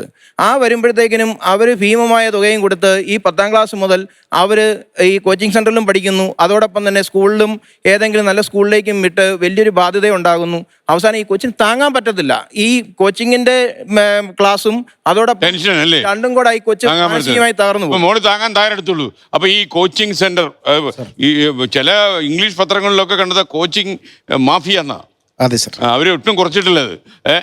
നമ്മള് കേരളത്തിലെ ഒരു കണക്ക് നോക്കുകയാണെങ്കിൽ നമ്മുടെ നീറ്റിന്റെ സക്സസ് റേഷ്യോ 1.53% ആണ്. കേരളത്തിൽ ഗവൺമെന്റ് സീറ്റുകൾ കുറവാണ്. 14 ഗവൺമെന്റ് മെഡിക്കൽ കോളേജുകളാണുള്ളത്. 1800 സീറ്റുകളേ ഉള്ളൂ. അപ്പൊ ഇതിനു വേണ്ടിയിട്ടാണ് നമ്മൾ ഈ 1.2 ലക്ഷം കുട്ടികൾ എഴുതുന്നത്. അപ്പൊ സ്വാഭാവികമായിട്ടും കോമ്പറ്റീഷൻ ഉണ്ടാവും. ഇതൊരു കോമ്പറ്റേറ്റീവ് എക്സാമിനേഷൻ ആണല്ലോ. അപ്പോൾ സ്വാഭാവികമായിട്ടും കുട്ടികളും അതേപോലെ തന്നെ ഈ ഇൻസ്റ്റിറ്റ്യൂട്ടുകളും കോമ്പീറ്റ് ചെയ്യും പരസ്പരം. അപ്പൊ അവരെ സംബന്ധിച്ചിടത്തോളം മികച്ച കുട്ടികൾ കിട്ടണം. അതെ അതെ തീർച്ചയായിട്ടും. അതിപ്പോ അത് വേറെ ലെവലിലേക്കൊക്കെ പോകും. ഇപ്പോൾ പരസ്യങ്ങളിലൂടെയും അല്ലെങ്കിൽ സോഷ്യൽ മീഡിയയിലൂടെയൊക്കെ നന്നായിട്ട് പോകുന്നുണ്ട്. അപ്പൊ എല്ലാ ഇൻസ്റ്റിറ്റ്യൂട്ടുകളെ സംബന്ധിച്ചിടത്തോളം സാറ് പറഞ്ഞതുപോലെ അവർക്ക് റിസൾട്ടാണ് ആവശ്യം. നമുക്ക് ഒരു റിസൾട്ട് മുന്നോട്ട് വെക്കാൻ സാധിച്ചെങ്കിൽ മാത്രമേ അടുത്ത വർഷം നമുക്ക് കൂടുതൽ അഡ്മിഷൻ ഉണ്ടാവുകയുള്ളൂ. അപ്പൊ അതിനു വേണ്ടിയിട്ട് അവർ മത്സരിക്കും എന്നുള്ളത് മറ്റേതൊരു മേഖലയിലുള്ളത് പോലെയും സ്വാഭാവികമാണ്. പക്ഷേ എൻ്റെ അറിവിൽ നമ്മൾ നോക്കുകയാണെന്നുണ്ടെങ്കിൽ ഞാൻ നേരത്തെ പറഞ്ഞ പോലെ തന്നെ ഈ നമ്മുടെ പ്രധാനപ്പെട്ട കോച്ചിങ് ഇൻസ്റ്റിറ്റ്യൂട്ടുകളെ കണക്ട് ചെയ്യുന്ന തരത്തിലുള്ള അലിഗേഷൻസ് ഒന്നും ഇതുവരെ ഉണ്ടായിട്ടില്ല. പ്രത്യേകിച്ചും കേരളത്തിലെ കോച്ചിങ്. അതെ, സ്വാഭാവികം. അപ്പോൾ ഡോക്ടർ ഷീന ഷുക്കൂർ, ശരിക്കും എന്ന് പറഞ്ഞു കഴിഞ്ഞാൽ ഇതിനകത്ത് ഇത്തരമൊരു വലിയ പിഴവ് എങ്ങനെ ഉണ്ടായി? കാര്യം ഇത്രയധികം കുട്ടികളുടെ പരീക്ഷയാണ് ഇപ്പോൾ ക്യാൻസൽ ചെയ്തിരിക്കുന്നത്. അതുപോലെ ഈ ഓൺ സ്ക്രീൻ മാർക്കിംഗ് അത് ഫാൾ പ്രൂഫ് ആണോന്ന് ഇവർക്ക് പരീക്ഷിക്കാൻ പറ്റിയില്ലയോ? അപ്പോൾ അത് അങ്ങനെ കുറേ ചോദ്യങ്ങൾ അവശേഷിക്കുന്നു. മാത്രമല്ല കേന്ദ്ര സർക്കാർ ഇത് എത്രമാത്രം ഗൗരവത്തിൽ എടുത്തു? കാരണം കുട്ടികളുടെ ഭാവിയാണല്ലോ ഏറ്റവും പ്രധാനം. ഈ ഓൺ സ്ക്രീൻ മാർക്കിംഗ് ഇപ്പം ഹയർ എഡ്യൂക്കേഷനിലൊക്കെ നടക്കുന്നുണ്ട്. പക്ഷെ ചില സ്ഥലത്ത് ഈ പറഞ്ഞ പോലെ പ്രോപ്പർ ട്രെയിനിങ് കൊടുത്തു കഴിഞ്ഞാൽ അവരത് റീഡ് ചെയ്ത് വരുമ്പോൾ അത് കറക്റ്റായിട്ട് വന്നോളും. അപ്പൊ ടീച്ചർമാർ അത് മര്യാദയ്ക്ക് നോക്കിയിട്ട് ചെയ്യും. പക്ഷെ അവർക്ക് അതിനുള്ള ട്രെയിനിങ് കിട്ടണം. അപ്പൊ അത് ഉറപ്പുവരുത്തലായിരുന്നു ആദ്യം ചെയ്യേണ്ടിയിരുന്നത്. അതാണ് നേരത്തെ പറഞ്ഞത്. പക്ഷെ ഇവിടെ ഡിസ്കഷനിൽ വന്ന ഒരു കാര്യം, ഈ എക്സാമിനേഷൻ കൊണ്ട് കുട്ടികൾ, ഇന്ത്യ എന്ന് പറഞ്ഞു കഴിഞ്ഞാൽ ഇന്ത്യൻ എഡ്യൂക്കേഷൻ എന്ന് പറഞ്ഞാൽ എക്സാമിനേഷനാണ്. ഫുൾ ടൈം പരീക്ഷകളാണ്. Continuous assessment, external assessment, end semester examination, in between internal exam, surprise exam, ഇങ്ങനെ പരീക്ഷകളെ കൊണ്ട് കുട്ടികളെ 10ാം ക്ലാസ്സും 12ാം ക്ലാസ്സും വരെ. അത് കഴിഞ്ഞ് പിന്നെ കോച്ചിങ് ഇൻസ്റ്റിറ്റ്യൂട്ട് പോയ ദിവസം കൊടുക്കും ഓരോ പേപ്പർ. ഒരു മണിക്കൂർ ക്ലാസ് കഴിഞ്ഞാൽ, അങ്ങനെയാണ് നമ്മൾ പറയണ കേട്ടിട്ടുള്ളത്. എന്തായാലും അവർ ചെയ്യിപ്പിച്ചിട്ടാണ് ചെയ്യുന്നത്. കുട്ടികൾക്ക് നോക്കിയിട്ടോ അല്ലാതെയോ ഒക്കെ പരീക്ഷകളെ മാത്രം ഡിപ്പെൻഡ് ചെയ്യും. അതല്ല വേണ്ടത്. ഞാൻ ആക്ച്വലി അതിനോട് യോജിക്കുകയാണ്. കണ്ടിന്യൂസ് അസസ്മെന്റ്, കുട്ടികൾ അവരെത്ര പഠിച്ചു, ഈ പഠിച്ചതല്ലേ ഇവർക്ക് അസസ് ചെയ്യാൻ പറ്റുള്ളൂ. അതിനെ തിരിച്ചു മറിച്ച് ഇട്ട് ചോദിക്കുകയാണ്. അപ്പോൾ ഒരു മെറ്റിക്കുലസ് ആയിട്ട് എഡ്യൂക്കേഷൻ റിഫോം ഈ കാര്യത്തിൽ മാത്രമല്ല, ഞങ്ങളുടെയൊക്കെ കാലത്തിന് മുമ്പ് 12ാം ക്ലാസ്സിൽ സയൻസ് എടുത്ത് പഠിച്ച ഒരു കുട്ടീൻ്റെ അവകാശമായിരുന്നു മെഡിസിനോ എഞ്ചിനീയറിങ്ങിനോ ചേരുക എന്നുള്ളത്. അവരാഗ്രഹിക്കുന്നു, പോകുന്നു, പരീക്ഷ എഴുതുന്നു, മിക്കവാറും എല്ലാവർക്കും കിട്ടും, എന്നിട്ട് പോകുന്നു. ഇപ്പം നമ്പർ ഓഫ് ഇൻസ്റ്റിറ്റ്യൂഷൻസ് കൂടിയിട്ടും കുട്ടികളുടെ എണ്ണം കൂടുക, കരയുന്ന കുട്ടികളുടെ എണ്ണം കൂടുക, റിപ്പീറ്റേഴ്സ് മൾട്ടിപ്ലൈ ചെയ്യുക. ഇതാണ് അവസ്ഥ പോയിക്കൊണ്ടിരിക്കുന്നത്. അത് ഇറ്റ്സ് നോട്ട് കറക്റ്റ്. അപ്പോൾ നമ്മളൊരു ചെക്ക് വെക്കേണ്ട സമയമായി. You have to sit down. എന്നിട്ട് അതാണ് പറഞ്ഞത് നേരത്തെ. താങ്കളുടെ ഒരു അഭിപ്രായത്തിൽ ഈ ഇത്രയും വലിയ ഒരു വിപത്ത് ഈ നമ്മുടെ നീറ്റ് പരീക്ഷ ഉണ്ടാകാൻ കാര്യം എന്തായിരിക്കും? അതേസമയം സർക്കാർ ഏജൻസികൾക്ക് ഇത്തരം ഒരു എക്സാം നടത്താനുള്ള കാര്യങ്ങൾ കയ്യിലുണ്ടോ? സർക്കാർ ഏജൻസികൾക്ക് ഇല്ല. ഒരു പ്രൈവറ്റ് പാർട്ടിസിപ്പേഷൻ അൺഅവോയ്ഡബിൾ ആണ്. അപ്പൊ എന്ന് വെച്ച് കഴിഞ്ഞാൽ ഞാൻ പറയുന്ന കാര്യം ഒരു പോപ്പുലർ ആയിട്ട് അക്സെപ്റ്റബിൾ ആയിരിക്കില്ല. ഒബ്ജക്റ്റീവായിട്ട് പറയുകയാണെങ്കിൽ ഇത് മെത്തേഡ് മാത്രം കറക്ഷനിലൂടെ തെറ്റിലൂടെ മാത്രമേ പഠിക്കത്തുള്ളൂ. അപ്പൊ നമ്മള് 2024 ലീക്കിൽ നിന്ന് മനസ്സിലാക്കി ഏജൻസികളിൽ നിന്ന് ഈ സാധനങ്ങൾ പേപ്പേഴ്സ് ഫിസിക്കലായിട്ട് ട്രാൻസ്ഫർ ചെയ്ത് അതിൽ നിന്നെല്ലാം ലീക്ക് ചെയ്യാൻ സാധ്യതയുണ്ട്. അത് പ്രിവെന്റ് ചെയ്തു. പക്ഷെ ഇന്റേണലായിട്ട് ക്വസ്റ്റ്യൻ പേപ്പർ തയ്യാറാക്കുന്നവരിൽ നിന്ന് എങ്ങനെ ലീക്ക് ഉണ്ടാവും എന്നുള്ള അന്ന് ആ വിഷയം അഡ്രസ് ചെയ്തില്ല. ഈ ലീക്ക് ഉണ്ടായി. അടുത്ത സ്റ്റെപ്പ് എന്ന് പറയുന്നത് കമ്പ്യൂട്ടർ ബേസ്. ഇങ്ങനെയുള്ള ആൾക്കാരല്ലേ വെക്കാൻ പറ്റൂ? അല്ലല്ല, ഞാൻ പറയുന്നത് വെച്ച് കഴിഞ്ഞാല് ഇമ്പ്രൂവ്മെന്റ് ആണ്. നെക്സ്റ്റ് സ്റ്റേജ് എന്ന് പറഞ്ഞാൽ കമ്പ്യൂട്ടർ ബേസ്ഡ് ടെസ്റ്റ് CBT. അപ്പൊ കമ്പ്യൂട്ടർ ബേസ്ഡ് ടെസ്റ്റ് വേണമെങ്കിൽ ഇപ്പം 22-25 ലക്ഷത്തോളം സ്റ്റുഡൻസ് ഉണ്ട്. ഇവർക്കെല്ലാവർക്കും ഒരേ സമയം അത്രയും കമ്പ്യൂട്ടറുകൾ പ്രൊവൈഡ് ചെയ്യണം. നമ്മൾ JEEക്കാണെങ്കിൽ JEEക്കാണെങ്കിൽ അത് ഒരു പെർസെൻറ്റേജ് സിസ്റ്റമാണ് അഡോപ്റ്റ് ചെയ്തേക്കുന്നത്. അപ്പോൾ അത്രയും പെർസെൻറ്റേജ് സിസ്റ്റമാണ് അഡോപ്റ്റ് ചെയ്തേക്കുന്നത്. അപ്പോൾ അത്രയും കമ്പ്യൂട്ടേഴ്സ് ആവശ്യമില്ല. ഡിഫറെൻറ്റ് ടെസ്റ്റാണ് നടത്തുന്നത്. ഇവിടെ കോമൺ ആയിട്ട് എല്ലാ കുട്ടികൾക്കും ഒരേ പേപ്പർ ഒരേ സമയം കൊടുക്കുന്നു. അപ്പം അതിൻ്റെതായ ചില നേട്ടങ്ങളും ഉണ്ട്. അപ്പം നമുക്ക് ടെക്നോളജിക്കലായിട്ട് ഇത് അച്ചീവ് ചെയ്യാൻ പറ്റും. അപ്പൊ ഈ മോഡേൺ ടെക്നോളജി പിഴവ് തിരുത്തി മാത്രമേ മുന്നോട്ട് പോകാൻ പറ്റുള്ളൂ. അപ്പൊ ഈ വർഷം ഒരു ചോദിച്ചോട്ടെ സാർ, ഈ പ്രൈവറ്റ് ഏജൻസിയെ കൊടുക്കുമ്പോൾ നമ്മൾക്ക് അപ്പാർട്ട് ഫ്രം നിയമം ഫോളോ ചെയ്യും. അപ്പൊ ഇതിൽ കോൺസ്റ്റിറ്റ്യൂഷണൽ, അഡ്മിനിസ്ട്രേറ്റീവ്, ക്രിമിനൽ 3 ലോസും ആപ്ലിക്കബിൾ ആണ്, സാറിന് അറിയാലോ. അത് കൂടാണ്ടുള്ള 2 ഇമ്പോർട്ടൻ്റ് ആയിട്ടുള്ളത്, ഒന്ന് അക്കൗണ്ടബിലിറ്റിയാണ്, അത് പബ്ലിക് അക്കൗണ്ടബിലിറ്റിയാണ്. അതിൻ്റെ കൂടെ ഗവേണൻസും ഉണ്ട്. ഗവേണൻസ് ചെയ്യേണ്ടത് സർക്കാരുകളാണ്, അല്ലെങ്കിൽ ആരാണോ ഇത് ഏറ്റെടുക്കുന്നത്, ഏത് ഏജൻസി. അതേസമയം അക്കൗണ്ടബിലിറ്റി, പ്രൈവറ്റ് ഏജൻസി അക്കൗണ്ടബിലിറ്റി ഉണ്ടായിരുന്നെങ്കിൽ ഈ വിഷയം വരില്ലല്ലോ. ഇവിടെ ഇത്രയും കുട്ടികൾ കരയോ? എന്ത് അക്കൗണ്ടബിലിറ്റി, നമ്മൾ എന്ത് പ്രൈവറ്റൈസേഷൻ? പൊളിറ്റിക്കൽ അക്കൗണ്ടബിലിറ്റി എന്ന് പറയുന്നത് മിനിസ്റ്റർ രാജിവെക്കേണ്ടതായിരുന്നു. ഞാൻ പൊളിറ്റിക്സ് പറയാൻ ഉദ്ദേശിച്ചിരുന്നില്ല. പൊളിറ്റിക്കൽ അക്കൗണ്ടബിലിറ്റി എന്ന് പറയുന്നത് മോറൽ റെസ്പോൺസിബിലിറ്റി എടുത്ത മിനിസ്റ്റർ രാജിവെക്കേണ്ടതായിരുന്നു. ചെയ്തില്ല, തെറ്റായിപ്പോയി. അപ്പോൾ ഇതിനകത്ത് നമുക്ക് തെറ്റ് വന്നതുകൊണ്ട് മാത്രം നമ്മൾ ഈ ടെസ്റ്റ് ഉപേക്ഷിക്കുന്നതിന് അർത്ഥമില്ല. നമ്മൾക്കത് എങ്ങനെ ഇമ്പ്രൂവ് ചെയ്യാം? നെക്സ്റ്റ് കമ്പ്യൂട്ടർ ബേസ്ഡ് ടെസ്റ്റ്, അത് വലിയ ചലഞ്ചാണ്. അതിലേക്ക് നടത്തിയെടുക്കുക. അപ്പം നെക്സ്റ്റ് വർഷം ഇപ്പോൾ ഈ കമ്പ്യൂട്ടർ ബേസ്ഡ് ചലഞ്ച് നടക്കുമ്പോൾ ഇപ്പോൾ OMS നടത്തിയ പോലെ എന്തൊക്കെ പ്രശ്നം ഉണ്ടാവുമെന്ന് അറിയില്ല. അപ്പോൾ ഇത് ഒന്നോ രണ്ടോ വർഷം ഈ പരീക്ഷണം നാം നേരിട്ടാൽ മാത്രമേ ഒരു ഫുൾ പ്രൂഫ് ആയിട്ടുള്ള സിസ്റ്റത്തിലേക്ക് വരുവുള്ളൂ. നമ്മള് ചെയ്യാൻ പറ്റില്ലല്ലോ. അവരെ ട്രയൽ ആൻഡ് എറർ എന്ന് പറഞ്ഞിട്ട് ചെയ്യാൻ പറ്റുന്ന കാര്യമാണ്. ഗവൺമെന്റിനെ സപ്പോർട്ട് ചെയ്ത് പറയല്ല. നമ്മളെ എയർക്രാഫ്റ്റ് വിമാനങ്ങളുടെ കഥ തന്നെ പറയാ. ആദ്യകാലത്ത് എത്രയോ വിമാന അപകടങ്ങൾ ഉണ്ടായിരുന്നു. പിന്നീട് ആ ടെക്നോളജി ഇമ്പ്രൂവ് ചെയ്ത്. അപ്പൊ ടെക്നോളജി നമുക്ക് മുന്നോട്ട് പോകാൻ പറ്റില്ല. ഇതെല്ലാം കമ്പ്യൂട്ടറൈസ് ചെയ്തിരിക്കണം. നമ്മൾ ഒരു വാക്കുകൂടി പറഞ്ഞോട്, കമ്പ്യൂട്ടർ CBT അഡ്വാൻസ് ടെക്നോളജി ഉപയോഗിച്ച് വേണം നടത്താൻ. അല്ലെങ്കിൽ നമ്മൾ അദ്ദേഹം പറഞ്ഞ പോലെ ഇത് കംപ്ലീറ്റ് ഉപേക്ഷിക്കുക. അത് പ്രായോഗികമല്ലല്ലോ. 22 ലക്ഷം വിദ്യാർത്ഥികൾക്ക് ഒരേ സമയം CBT നടത്തുക എന്നുള്ളത് സാധ്യമായ ഒരു കാര്യമല്ല. 25 ലക്ഷം കമ്പ്യൂട്ടർ സംഘടിപ്പിക്കാൻ പറ്റത്തുള്ളൂ. 22 ലക്ഷം അതൊക്കെ പറ്റൂലേ? കാര്യം ഇന്ത്യ പോലെ ഒരു മഹാരാജ്യത്ത് ഇത്ര കമ്പ്യൂട്ടർ സംഘടിപ്പിക്കാൻ അത്ര പാടാണോ സർ? ഇപ്പോഴത്തെ ഒരു അവസ്ഥയില് വിദ്യാർത്ഥികൾ സ്വന്തമായിട്ട് കമ്പ്യൂട്ടർ കൊണ്ടുവരണമെന്ന് പറഞ്ഞാലോ ചിലപ്പോൾ സാധ്യമായിരിക്കും. ഇതെന്താന്ന് വെച്ചാല് ഇപ്പോഴത്തെ അവസ്ഥയില് നമ്മൾ 16 ലക്ഷം കുട്ടികൾ JEE മെയിൻസ് എഴുതുന്നത് തന്നെ 5 ദിവസമായിട്ടാണ്. 5 × 2 10 ഷിഫ്റ്റുകളായിട്ട് എഴുതുന്നത്. അപ്പൊ സ്വാഭാവികമായിട്ടും ഇത് CBTയിലേക്ക് മാറുമ്പോൾ ഇത് ഷിഫ്റ്റുകളിലേക്ക് പോവുകയും പെർസെന്റേജ് സിസ്റ്റത്തിലേക്ക് മാറുകയും ചെയ്യുന്നതാണ് പ്രതീക്ഷിക്കുന്നത്, JEE മെയിൻസ് പോലെ തന്നെ. അപ്പോൾ ഇപ്പോൾ 10 ഷിഫ്റ്റുകൾ ഉണ്ടെങ്കിൽ 10 തരം പേപ്പറുകളായിരിക്കും ലഭിക്കുക. അതിൽ ഓരോന്നിലും പെർസെന്റേജ് സിസ്റ്റം കാൽക്കുലേറ്റ് ചെയ്ത് ഓവറോൾ റാങ്ക് കാൽക്കുലേറ്റ് ചെയ്യുന്ന രീതിയിലേക്ക്. അങ്ങനെ എന്താ പറയാനുള്ളത്? കാരണം ഇങ്ങനെ ഒരു സാങ്കേതിക പിഴവ്, അത് ഇത്രയധികം കുട്ടികളുടെ ഭാവിയെ പിടിച്ചു കുലുക്കുന്ന ഒരു പിഴവാണ് ഉണ്ടായിരിക്കുന്നത്. ഇനി അങ്ങനെ നിസ്സാരമായിട്ട് കാണാൻ പറ്റില്ല. ഇതൊന്നും മാപ്പ് പറഞ്ഞാൽ തീരുന്ന കാര്യമല്ല. എനിക്ക് ഇതിനെക്കുറിച്ച് വളരെ വ്യക്തമായിട്ട് പറയാനുള്ളത്, ഈ സമ്പ്രദായം നടപ്പിലാക്കുന്നതിന് മുമ്പ് ചിന്താധാര ഉള്ള ഒരു ഗവൺമെന്റ് ആണെങ്കിൽ, ഒരു സംവിധാനമാണെങ്കിൽ ഇതിനെക്കുറിച്ച് പഠനം നടത്തണമായിരുന്നു. CBSEയിൽ ഇപ്പൊ ധാരാളം പരിഷ്കരണങ്ങൾ വരുത്തുന്നുണ്ട്. അത് ആദ്യം ചെയ്ത് അടുത്ത 3 വർഷങ്ങൾ പൂർത്തിയാക്കുക. 3 വർഷങ്ങൾ പൂർത്തിയാക്കുക. അതുപോലുള്ള കാര്യങ്ങൾ ചെയ്തതിന്റെ പേരിൽ വിജയമുണ്ടായിട്ടുണ്ട്. ഇതൊരു സുപ്രഭാതത്തിൽ മറ്റാർക്കോ എന്തെങ്കിലും ഇതിന്റെ ഗൂഢാലോചന നടത്താൻ വേണ്ടി തോന്നത്തക്ക രീതിയിലാണ് ഈ പെട്ടെന്നൊരു ഏജൻസിയെ ഏൽപ്പിച്ച് ഇത് നടത്തിയിട്ടുള്ളത്. അങ്ങനെ ഇതെല്ലാം അഭിപ്രായം പറഞ്ഞതിനെ കുറിച്ച് മറുപടി പോലും പറഞ്ഞിട്ടില്ല. അങ്ങനെയാണ് ഇപ്പൊ നടന്നിരിക്കുന്നത്. അതുപോലെ നീറ്റ് സമ്പ്രദായത്തിലാണെങ്കിൽ ഇപ്പൊ വ്യക്തമായ തെളിവുകൾ വന്നിരിക്കുന്നു. അതുകൊണ്ട് എന്ത് പരിഷ്കാരങ്ങൾ നടത്തുന്നതും ചിന്തിച്ചതിന് ശേഷം മാത്രമേ പാടുള്ളൂ എന്നാണ് എന്റെ അഭിപ്രായം. ഈ NTA ഇപ്പൊ നീറ്റ് എന്ന് പറയുന്ന പരീക്ഷയിൽ വന്നിട്ടുള്ള വലിയ ക്രമക്കേടുണ്ട്. അത് NTA ഭയങ്കരമായിട്ട് അക്കൗണ്ടബിൾ ആയിട്ടുള്ള ഒരു വിഷയം തന്നെയാണ്. കാരണം ഇത് ആദ്യത്തെ തവണയല്ല, 2024 ഒരു വിഷയം നടക്കുന്നു. അതിനും ഗുരുതരമായിട്ടാണ് 2026 ഇപ്പൊ ഇത്ര ഒരു വിഷയം നടക്കുന്നത് റദ്ദാക്കപ്പെട്ടിട്ടുള്ളത്. ഇത് NTA ക്രെഡിബിലിറ്റി തന്നെ ചോദ്യം ചെയ്യുന്നതാണ്. ഇതിപ്പോ സർക്കാരാണെങ്കിലും NTA ആണെങ്കിലും പൂർണ്ണമായിട്ട് ഈ വിദ്യാർത്ഥികളോട് ഉത്തരം പറയേണ്ട ബാധ്യസ്ഥരാണ് ഇവര്. അതുപോലെ തന്നെ ഇതിന് പിന്നിൽ നടക്കുന്ന, അല്ലെങ്കിൽ ഇതിന് പിന്നിലുള്ള മാഫിയന് കൃത്യമായിട്ട് ഇതിനെ മുന്നോട്ട് കൊണ്ട്, ഇപ്പൊ CBIയുടെ കയ്യിലാണ് ഇൻവെസ്റ്റിഗേഷൻ നിൽക്കുന്നത്. അപ്പോൾ അത് കൃത്യമായിട്ട് ഇതിന് പിന്നിലുള്ള മാഫിയനെ മുന്നോട്ട് കൊണ്ടുവരാനായിട്ട് അവർക്ക് സാധിക്കുമെന്ന് വിശ്വസിക്കുന്നു. അതുപോലെ തന്നെ സർക്കാരിന്റെ ഭാഗത്ത് നിന്ന് ഇവർക്ക് വേണ്ട ഉത്തരം കൃത്യമായിട്ട് കൊടുക്കുക തന്നെ വേണം. മോളെന്താ പറയുന്നത്? നീ പരീക്ഷ എഴുതാൻ പോകുന്ന ആളല്ലേ? ഓക്കെ. നീറ്റ് വെറും ഒരു പരീക്ഷ മാത്രമല്ല. ഇപ്പം അല്ല, ഈ പരീക്ഷ മാറ്റിയിട്ട് വേറെ സംവിധാനം വരുന്നത് നിങ്ങൾക്ക് ഗുണകരമാകൂ? അതിപ്പം 6ാം ക്ലാസ് തൊട്ട് ഇപ്പം പറഞ്ഞ പോലെ ആണെങ്കിൽ കണ്ടിന്യൂസ് അസസ്മെന്റ് ആണെങ്കിൽ കുഴപ്പമില്ല. ബട്ട് ഇപ്പം നിങ്ങൾക്ക് എഴുതണ്ടേ? ഇപ്പം നീറ്റ് ആണെങ്കിലും കുഴപ്പമില്ല. ബട്ട് ഇത്രയും കോമ്പറ്റീഷൻ അല്ലെങ്കിൽ ഇത്രയും പ്രഷർ കൊടുക്കേണ്ട ആവശ്യമില്ല. ഇപ്പം എന്ത് എക്സാം ആണെങ്കിലും ഒരു MBBS ഡോക്ടർ അത്രയും വാല്യൂ ഉള്ള ഒരു എഡ്യൂക്കേഷന് വേണ്ടിയിട്ട് നമ്മളൊരു കോമ്പറ്റേറ്റീവ് എക്സാം നടത്തണം.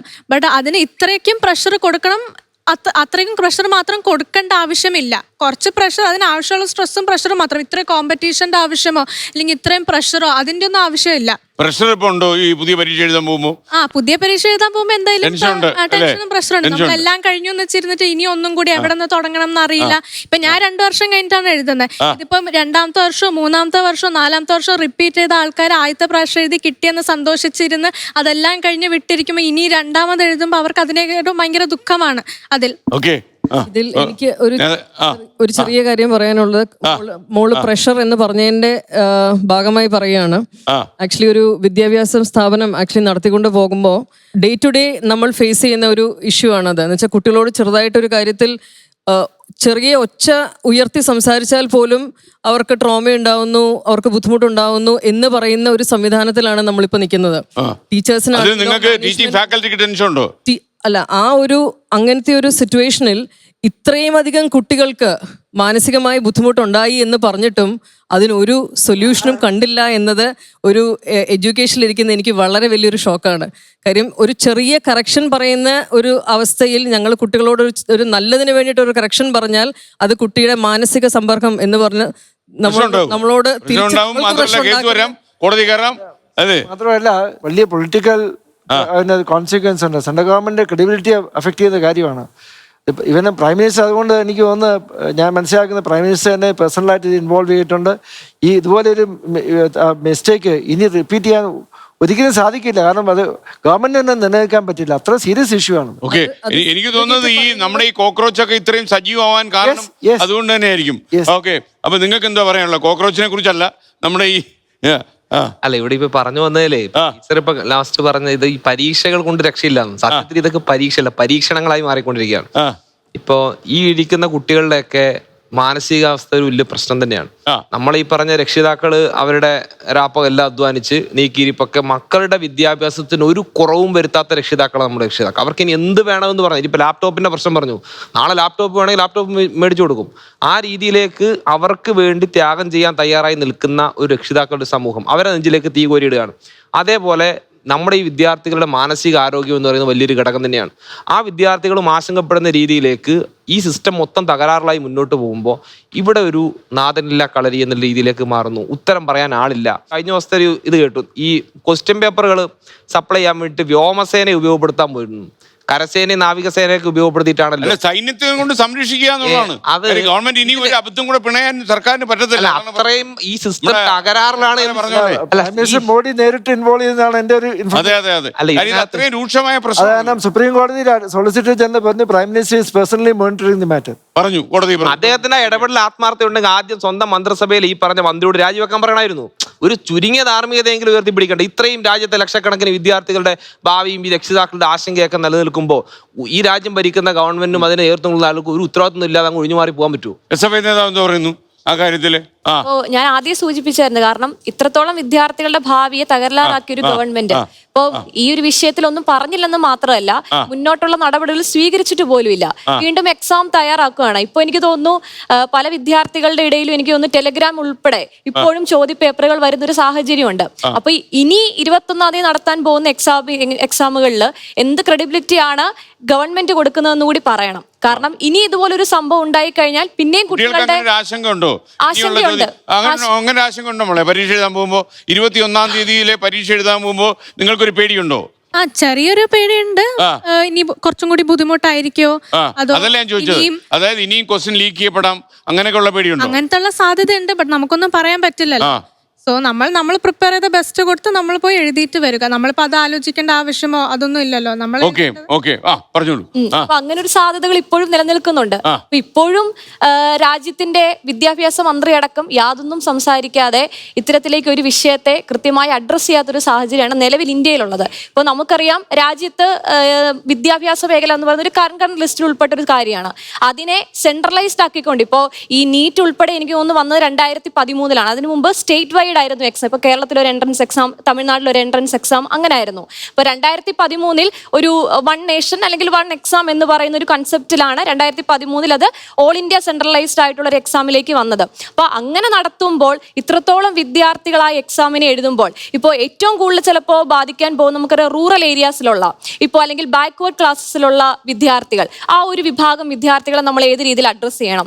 കാരണം മുന്നോട്ട് നിൽക്കുന്ന കുട്ടികൾക്ക് ചിലപ്പോൾ ഒന്നുകൂടി ചിലപ്പോൾ റിപ്പീറ്റ് ചെയ്യാനോ അല്ലെങ്കിൽ കൂടുതൽ ചാൻസ്, അവരുടെ മെന്റൽ ഹെൽത്തിനെ അല്ല പറയുന്നത്, ബാക്കിയുള്ള സോഷ്യൽ ബാക്ക്ഗ്രൗണ്ട് ആണ് പറയുന്നത്. പക്ഷെ അതില്ലാത്ത സാമ്പത്തികപരമായി കുറച്ചുകൂടി പിന്നോട്ട് നിൽക്കുന്ന അല്ലെങ്കിൽ മൈനോറിറ്റി വിഭാഗത്തിലുള്ള കുട്ടികളെ കൂടി നമ്മൾ ഇത് കണ്ടുപോകേണ്ടതുണ്ട്. അപ്പം പൂർണ്ണമായി ഈ വിദ്യാർത്ഥി സമൂഹത്തെ ആകമാനം കബളിപ്പിക്കുന്ന തരത്തിലേക്കാണ് ഇത്തരത്തിലേക്കുള്ള ഗവൺമെന്റിന്റെ നീക്കം. ഇപ്പൊ ഇവിടെ CBTയുടെ കാര്യം പറഞ്ഞു. എനിക്ക് തോന്നുന്നു നെറ്റ് എക്സാം ഇതുപോലെ പേപ്പർ ആയിരുന്നു, പെൻ ആൻഡ് പേപ്പർ എക്സാം ആയിരുന്നു.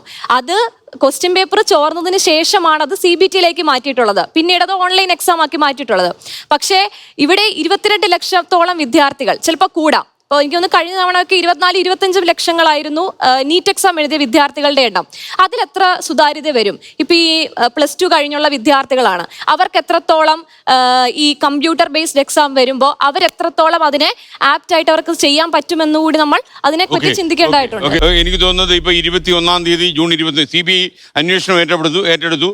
ആ അന്വേഷണം അതിന്റെ ശരിക്കും വഴിയിൽ പോകും എന്നൊരു പോസിറ്റീവായിട്ട് നമ്മൾ ചിന്തിക്കുന്നു. കാര്യം ഈ മാഫിയ സംഘം ഉണ്ടെങ്കിൽ അവരെ പിടിച്ച് ജയിലിലിടട്ടെ, അതല്ലേ നമുക്ക് പറയാൻ പറ്റൂ. അപ്പോൾ എന്താണ് നമ്മുടെ ഈ ഒരുപക്ഷെ രക്ഷകർത്താക്കളുടെ ആശങ്ക വളരെ കൂടുതലാണ്. കാരണം ഇപ്പോഴത്തെ ഒരു കാലത്തിൻ്റെ പ്രത്യേകത മാം പറഞ്ഞ പോലെ ഈ കുട്ടികളെക്കാളും മാതാപിതാക്കൾക്കാണല്ലോ ടെൻഷൻ കൂടുതൽ. കുട്ടിത്വം അവർക്കാണ് കൂടുതലെന്നാണ് ഇപ്പോൾ തോന്നുന്നത്. തീർച്ചയായിട്ടും ഞാൻ പറഞ്ഞല്ലോ, ഇപ്പോൾ ഈ ഒരു വിഷയവുമായി ബന്ധപ്പെട്ടൊക്കെ ഒട്ടനവധി പാരൻസ് വലിയ പ്രതിസന്ധിയിൽ മാനസികമായി തന്നെ ഞങ്ങൾ അത്യാവശ്യം കൗൺസിലിങ്ങും ചെയ്യുന്നുണ്ട് ഈ പാരൻസ് അസോസിയേഷൻ്റെ ഇതിൽ. കുട്ടികൾ മാത്രമല്ല മാതാപിതാക്കൾ, കാരണം അവർ മെൻ്റൽ ഇതിലേക്ക് മാറുന്ന ഒരു അവസ്ഥയിലേക്ക് തന്നെ വന്നിട്ടുണ്ട്. ഇപ്പം ഈ +2 വരെയുള്ള പഠനം അതിനെ അങ്ങനെ അങ്ങോട്ട് തള്ളിക്കളഞ്ഞിട്ട് ഇത്തരം കോച്ചിങ് സെൻ്ററുകളിൽ നിന്ന് കിട്ടുന്ന വിവരമാണ് അല്ലെങ്കിൽ അതുമായി ബന്ധപ്പെട്ടുള്ള അതൊന്നും ശരിയല്ല. +2 വരെയുള്ള ആ പഠനത്തിൻ്റെ മൂല്യം കണക്കാക്കിക്കൊണ്ട് തന്നെ ഇവർക്ക് ഇത്തരത്തിലേക്ക് എൻട്രൻസിലേക്ക് കൊണ്ടുവരാനുള്ള പുതിയ സംവിധാനം കൊണ്ടുവരണം. ഇതിപ്പോൾ കുറേ കോച്ചിങ് സെൻ്ററുകൾ, എന്നോട് ദേഷ്യം തോന്നരുത്, കോച്ചിങ് സെൻ്ററുകൾക്ക് ഗുണകരമാവുന്ന കാരണം എന്താ അറിയോ, 75,000 1 ലക്ഷം രൂപയൊക്കെയാണ് ഒരു വർഷം ഒരു കുട്ടി പോയി നിന്ന്. പിന്നെ പറഞ്ഞ പോലെ ശരിയാണ്, അമ്മ മരിച്ചാൽ പോലും വന്ന് 2 ദിവസം നിൽക്കാൻ പറ്റാത്ത അവസ്ഥയാണ് കുട്ടിയുടെ മാനസികാവസ്ഥ. കുടുംബങ്ങളുമായി ബന്ധമില്ല.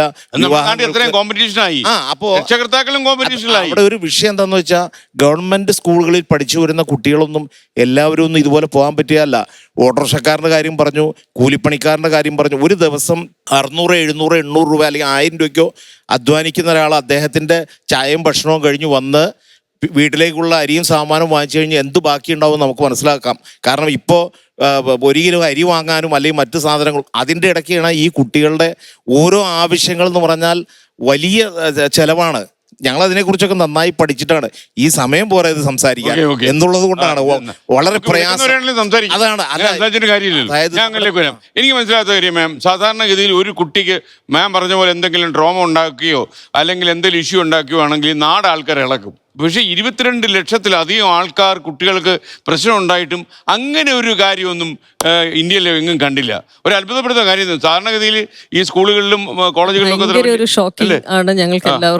നിങ്ങൾക്ക് ഒരു തിരിച്ചറിവായത് കാര്യം. നിങ്ങളുടെ കലാപത്തിന് വരുന്ന ആൾക്കാരൊക്കെ തന്നെ ഇതെല്ലാം ഒരു ഡ്രാമ ക്രിയേറ്റ് ചെയ്യാൻ വരുന്നവരാണെന്നുള്ള ഏറ്റവും വലിയ തെളിവായത്. അല്ലെങ്കിൽ ഈ വലിയ പ്രശ്നം ഉണ്ടാവണ്ടേ? കാര്യം 12ാം ക്ലാസ്സിന്റെ റിസൾട്ട് വന്നപ്പം ഞങ്ങൾക്ക് ഏകദേശം 500 കുട്ടികളുടെ അടുത്തുണ്ട് 12th എക്സാം എഴുതുന്നത്. റിസൾട്ട് വരുമ്പോൾ ഞങ്ങൾക്ക് എല്ലാം ആകാംക്ഷയാണ്. കുട്ടികൾക്ക്, ടീച്ചേഴ്സിന്, പേരൻസിന് എന്ന് വെച്ചാൽ എല്ലാവരും റോൾ നമ്പർ ഇട്ട് ഓരോ കൊച്ചിൻ്റെ മാർക്ക് ലിസ്റ്റ് വരുന്ന എത്ര കിട്ടി, A1 കിട്ടിയോ 100 കിട്ടിയോ ഇങ്ങനെ നോക്കി ഇരുന്നപ്പം ഇപ്രാവശ്യം വരുന്നതെല്ലാം മാർക്ക് കുറഞ്ഞു വരുന്നു. വളരെ നന്നായിട്ട് പഠിക്കുന്ന കുട്ടികളുടെ മാർക്ക് പോലും വളരെ മോശമായ രീതിയിൽ. കുട്ടികളും ഡിപ്രഷൻ, ടീച്ചേഴ്സിനും ഡിപ്രഷൻ, പേരൻസിനും ഡിപ്രഷൻ. എന്ന് വെച്ചാൽ നമ്മൾ ഒരു ഫുൾ അക്കാഡമിക് ഇയർ ആ കുട്ടി എടുത്ത ഒരു എഫേർട്ടിനുള്ള ഒന്നും ആ കുട്ടിക്ക് തിരിച്ചു കിട്ടുന്നില്ല. അത് അവൻ്റെയോ അവളുടെയോ മിസ്റ്റേക്ക് കൊണ്ടുമല്ല, ആ കുട്ടി കൃത്യമായിട്ട് പ്രസൻറ്റ് ചെയ്തതാണ്. അത് ആക്ച്വലി റീവാലുവേഷൻ എടുത്ത സമയത്ത് പല കുട്ടികൾക്കും അത് കൃത്യമായിട്ട് കാര്യം റീവാലുവേഷനിൽ അവർക്ക് പേപ്പർ എടുത്തിട്ട് അവർക്ക് തിരിച്ച് അവരുടെ സ്കൂളിൽ കൊടുക്കാം. അപ്പോൾ തിരിച്ച് സ്കൂളിൽ വന്നപ്പോൾ കുറേ കുട്ടികളുടെ അങ്ങനെ നമ്മൾ വ്യത്യാസം കാണുകയും ചെയ്തു. പക്ഷേ ഓൾറെഡി റിസൾട്ട് പബ്ലിഷ് ചെയ്ത് കഴിഞ്ഞു. രണ്ടാമത് വരുന്ന ഒരു റിസൾട്ട് എന്ന് പറയുമ്പം അതിൻ്റെതായ ഒരു ബുദ്ധിമുട്ടുണ്ട്. പണ്ട് ഫിസിക്കൽ മാർക്കിംഗ് ആയിരുന്നപ്പോൾ സൗത്ത് റീജിയനിലെ പേപ്പർ സാധാരണ സൗത്ത് റീജിയനിൽ തന്നെയാണ് വാലുവേഷന് പോകുന്നത്. നോർത്തിലായിരിക്കാം. റീജിയൻ വൈസ് ക്വസ്റ്റ്യൻസിന് വ്യത്യാസമുണ്ട്. സൗത്തിൽ വരുന്ന പേപ്പറും നോർത്തിൽ വരുന്ന പേപ്പർ, ഗൾഫിൽ വരുന്ന പേപ്പർ, ഇതിനെല്ലാം വ്യത്യാസമുണ്ട് ക്വസ്റ്റ്യൻസിന്. പക്ഷെ ഈ OSM മാർക്കിംഗ് ആയപ്പം ആ ഒരു രീതിയെ മാറി. അപ്പം നമ്മൾക്ക് ഇപ്പൊ എഴുതുന്ന ശൈലിയും രീതിയും കണ്ടിട്ട് കുറേ പേപ്പറുകൾ ഹിന്ദിയിലുണ്ടായിരുന്നു ഞങ്ങൾക്ക് വന്നത് വാല്യുവേഷന്. അപ്പോൾ ഒരുപക്ഷെ നോർത്തിൽ നിന്നുള്ള പേപ്പർ ആയിരിക്കാം ഞങ്ങൾക്ക് വന്നത്. ഇപ്പം സൗത്തിൽ നിന്നുള്ള കുറേ പേപ്പർ ഒരുപക്ഷെ നോർത്തിൽ പോയിട്ടുണ്ടാവാം. അപ്പം ഒരു രീതിയിലുള്ള ക്വസ്റ്റ്യൻ പേപ്പർ ഉണ്ടാവുക എന്നത് വളരെ നിർബന്ധമാണ് ഇതിൽ. കാര്യം ഈ OSM കോൺസെപ്റ്റ് ആണ് ഇനി മുന്നോട്ട് കൊണ്ടുപോകുന്നതെങ്കിൽ പല ക്വസ്റ്റ്യൻ പേപ്പർ ഉണ്ടാക്കിയിട്ട് കാര്യമില്ല. കാര്യം ഓരോ ടീച്ചറിനും ഓരോ രീതിയിലുള്ള ക്വസ്റ്റ്യനും അതിനനുസരിച്ചുള്ള വാല്യൂ പോയിന്റ് നോക്കി ആൻസർ ചെയ്യാനുള്ള ആ ഒരു പേഷ്യൻസും ആ ഒരു ടാലന്റും ഉണ്ടോ എന്ന് ചോദിച്ചാൽ കൃത്യമായിട്ട് നമുക്ക് പറയാൻ പറ്റില്ല. അപ്പം അതുകൊണ്ട് ഒറ്റ രീതിയിലുള്ള ഒരു ക്വസ്റ്റ്യൻ ആണ് എങ്കിൽ അത് ശരിക്കും കുട്ടികളെ ബെനിഫിറ്റ് ചെയ്യും. കാര്യം നമ്മൾ ഏതൊരു സ്ഥാനം ചെയ്താലും നമ്മൾ ചെയ്യുന്ന കാര്യത്തിൽ കുട്ടികൾക്ക് അതിന് ഒരു പ്രയോജനമില്ലെങ്കിൽ നമ്മൾ ചെയ്യുന്നതിന് അർത്ഥമില്ല. ഓക്കെ, ബിവിൻ യഥാർത്ഥത്തിൽ പരീക്ഷ അടക്കാൻ പോവാ. കാരണം ഒരുപാട് ഉദാഹരണങ്ങളുണ്ട് ഈ നീറ്റ് പരീക്ഷ നേരെ നടക്കാത്തത്. അതെ, അപ്പോൾ എഴുതിയ വിദ്യാർത്ഥിയുടെ ദുഃഖവും എഴുതാൻ പോകുന്ന വിദ്യാർത്ഥിയുടെ ആവലാതിയും രണ്ടും നമ്മൾ കണ്ടു. ആ തരത്തിലേക്ക് നമ്മുടെ രാജ്യത്തിന്റെ വിദ്യാഭ്യാസത്തിനെ എത്തിച്ചു എന്നുള്ളത് വേണം ചുരുക്കി പറഞ്ഞാൽ നമുക്ക് മനസ്സിലാക്കാൻ സാധിക്കുന്നത്. ഇതിനകത്ത് പ്രധാനമായും മനസ്സിലാക്കേണ്ടത് 2017 പാർലമെന്റ് പാസ്സാക്കിയ ഒരു നിയമത്തിന്റെ അടിസ്ഥാനത്തിലാണ് NTA എന്ന് പറയുന്ന നാഷണൽ ടെസ്റ്റിംഗ് ഏജൻസി പ്രവർത്തിക്കുന്നത്.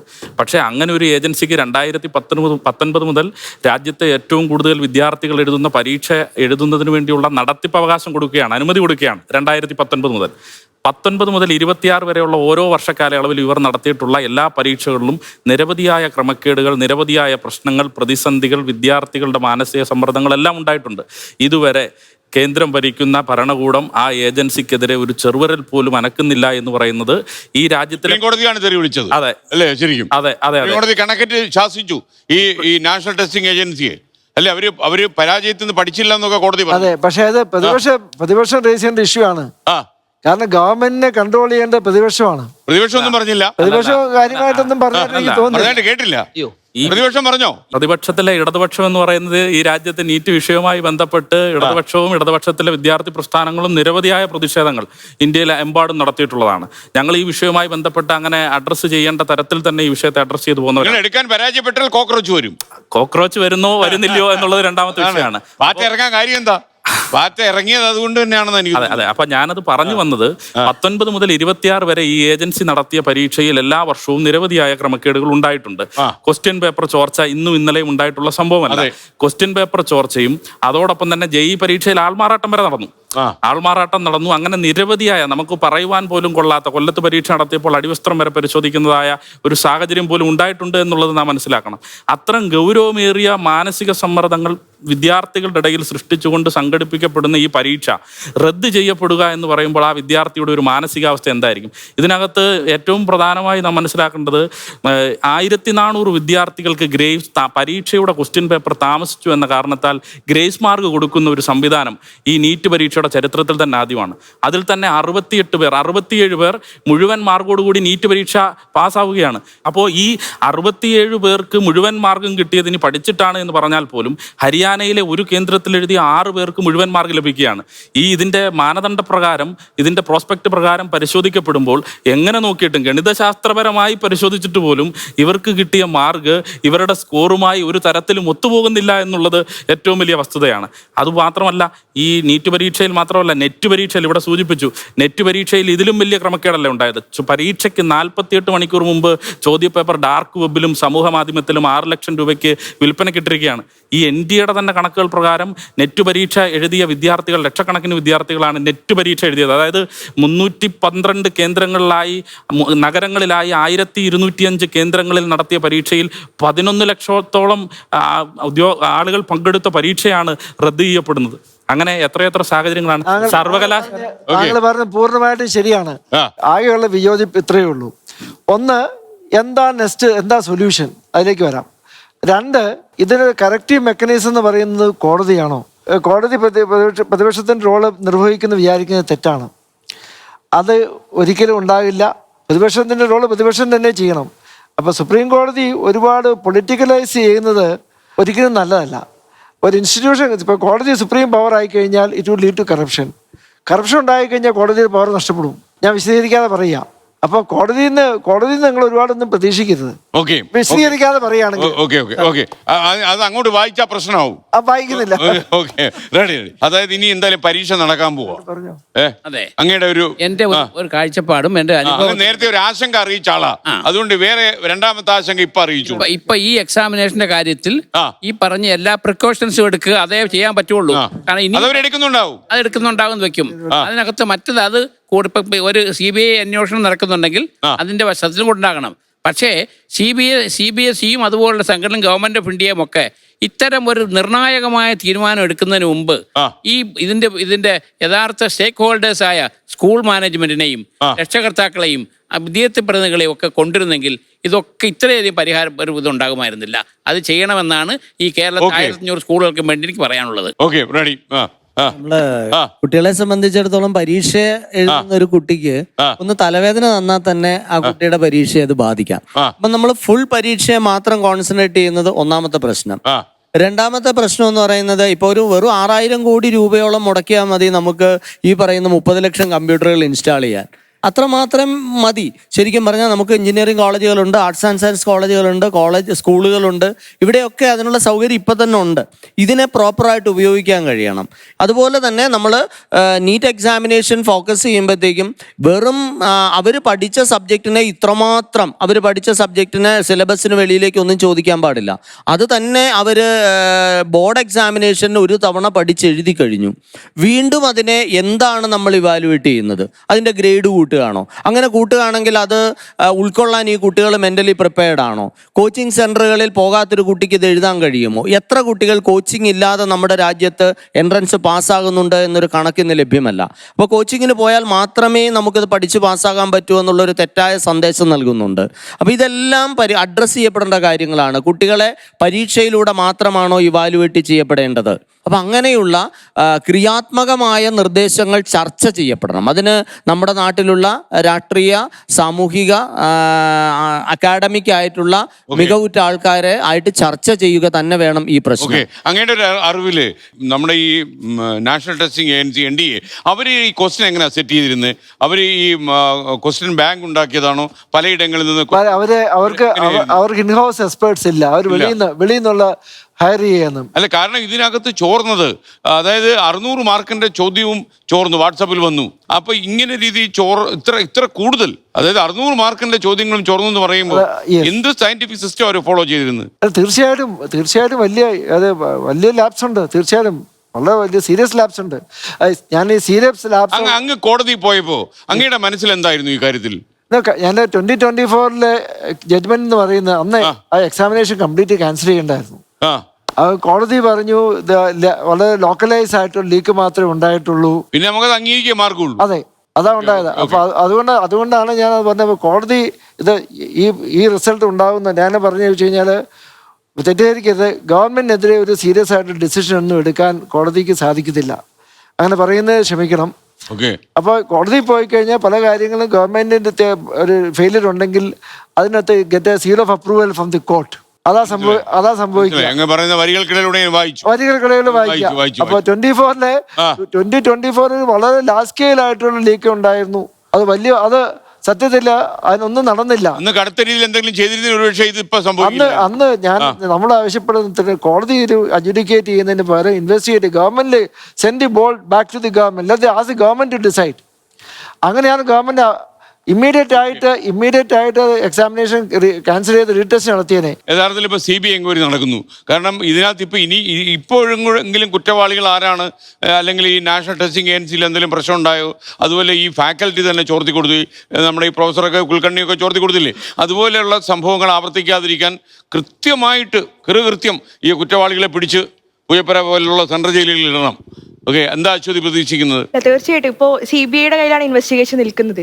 CBI ഇൻവെസ്റ്റിഗേഷനിൽ പൂർണ്ണമായിട്ട് വിശ്വസിക്കുന്നുണ്ട്. ഇതിന്റെ ഇപ്പോ കുറച്ച് ദിവസങ്ങളായിട്ടുള്ള അപ്ഡേറ്റ്സ് വരുമ്പോൾ വളരെ നല്ല രീതിയിലുള്ള അപ്ഡേറ്റ്സ് ആണ് CBI ഇൻവെസ്റ്റിഗേഷൻ നമുക്ക് ലഭിക്കുന്നത് നിലവിൽ. അപ്പൊ CBI ഇൻവെസ്റ്റിഗേഷനിൽ പൂർണ്ണമായിട്ട് വിശ്വസിക്കുകയാണ്. അതുപോലെ തന്നെ ഇതിലെ ഏറ്റവും വലിയൊരു കാര്യം സാറ് പറഞ്ഞ പോലെ ഇനി സൊല്യൂഷൻ എന്താണ് എന്ന ചോദ്യമാണ് വിദ്യാർത്ഥികൾക്കിടയിലുള്ളത്.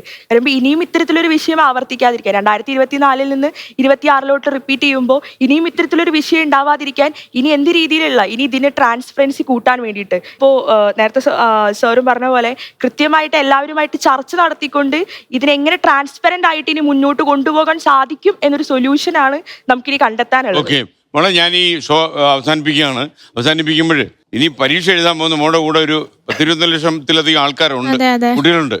അപ്പൊ അവരോട് എന്താ പറയാൻ പോകുന്നത്, കൂട്ടുകാരികളുമായിട്ടുള്ള? അതെ, ഇപ്പൊ ഓൾറെഡി ലീക്ക് കഴിഞ്ഞ ഒരു റീനീറ്റ് വെക്കുന്നു. ഇനി നമ്മൾ കഴിഞ്ഞതിൽ ആലോചിച്ചിട്ട് കാര്യമില്ല, നമ്മൾ ഇനി എഴുതാനുള്ളത് തന്നെയാണ്. അപ്പൊ ഇനി ഇതൊരു നല്ല രീതിയിൽ നോക്കി നമുക്ക് ഇനി മാർക്ക് കൂട്ടാനുള്ളൊരു അവസരമായി എടുത്ത് മാർക്ക് കൂട്ടി നല്ലൊരു സീറ്റ് വാങ്ങിക്കുക എന്നതാണുള്ളത്. ഇനി എഴുതാൻ പോകുന്ന പരീക്ഷയിൽ എന്തെങ്കിലും അപകടം ഉണ്ടാവും പറഞ്ഞ് പേടിക്കേണ്ട കാര്യമുണ്ടോ? ഇല്ല, നമ്മൾ നമ്മുടെ ബെസ്റ്റ് കൊടുക്കുക, നമ്മൾ എഴുതിയിട്ട് വരിക. അത് കഴിഞ്ഞിട്ടുള്ള കാര്യമല്ലേ.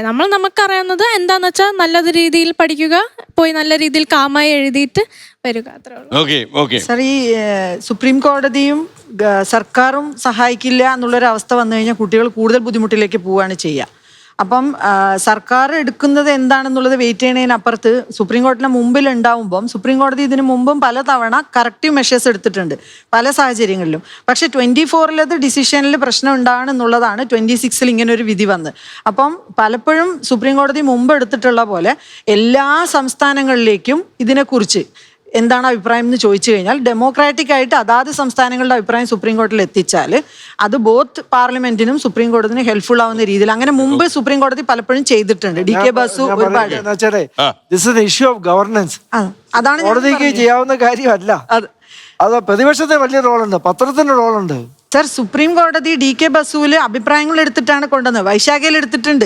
ഇഷ്ടംപോലെ കേസുകളിൽ ഒരു കണ്ടിജൻസി വരുമ്പോൾ ഇത് എല്ലാവരും ബാധിക്കുന്ന എല്ലാ സംസ്ഥാനത്തെ കുട്ടികളെയും ബാധിക്കും. സുപ്രീം കോടതി അല്ല governance is with elected representatives, elected government and the opposition and the press. Sir ചോദിച്ച് ഈ പാരന്റ്സ് ഒന്നും പ്രതികരിച്ചില്ല എന്ന് പറഞ്ഞിരുന്നു.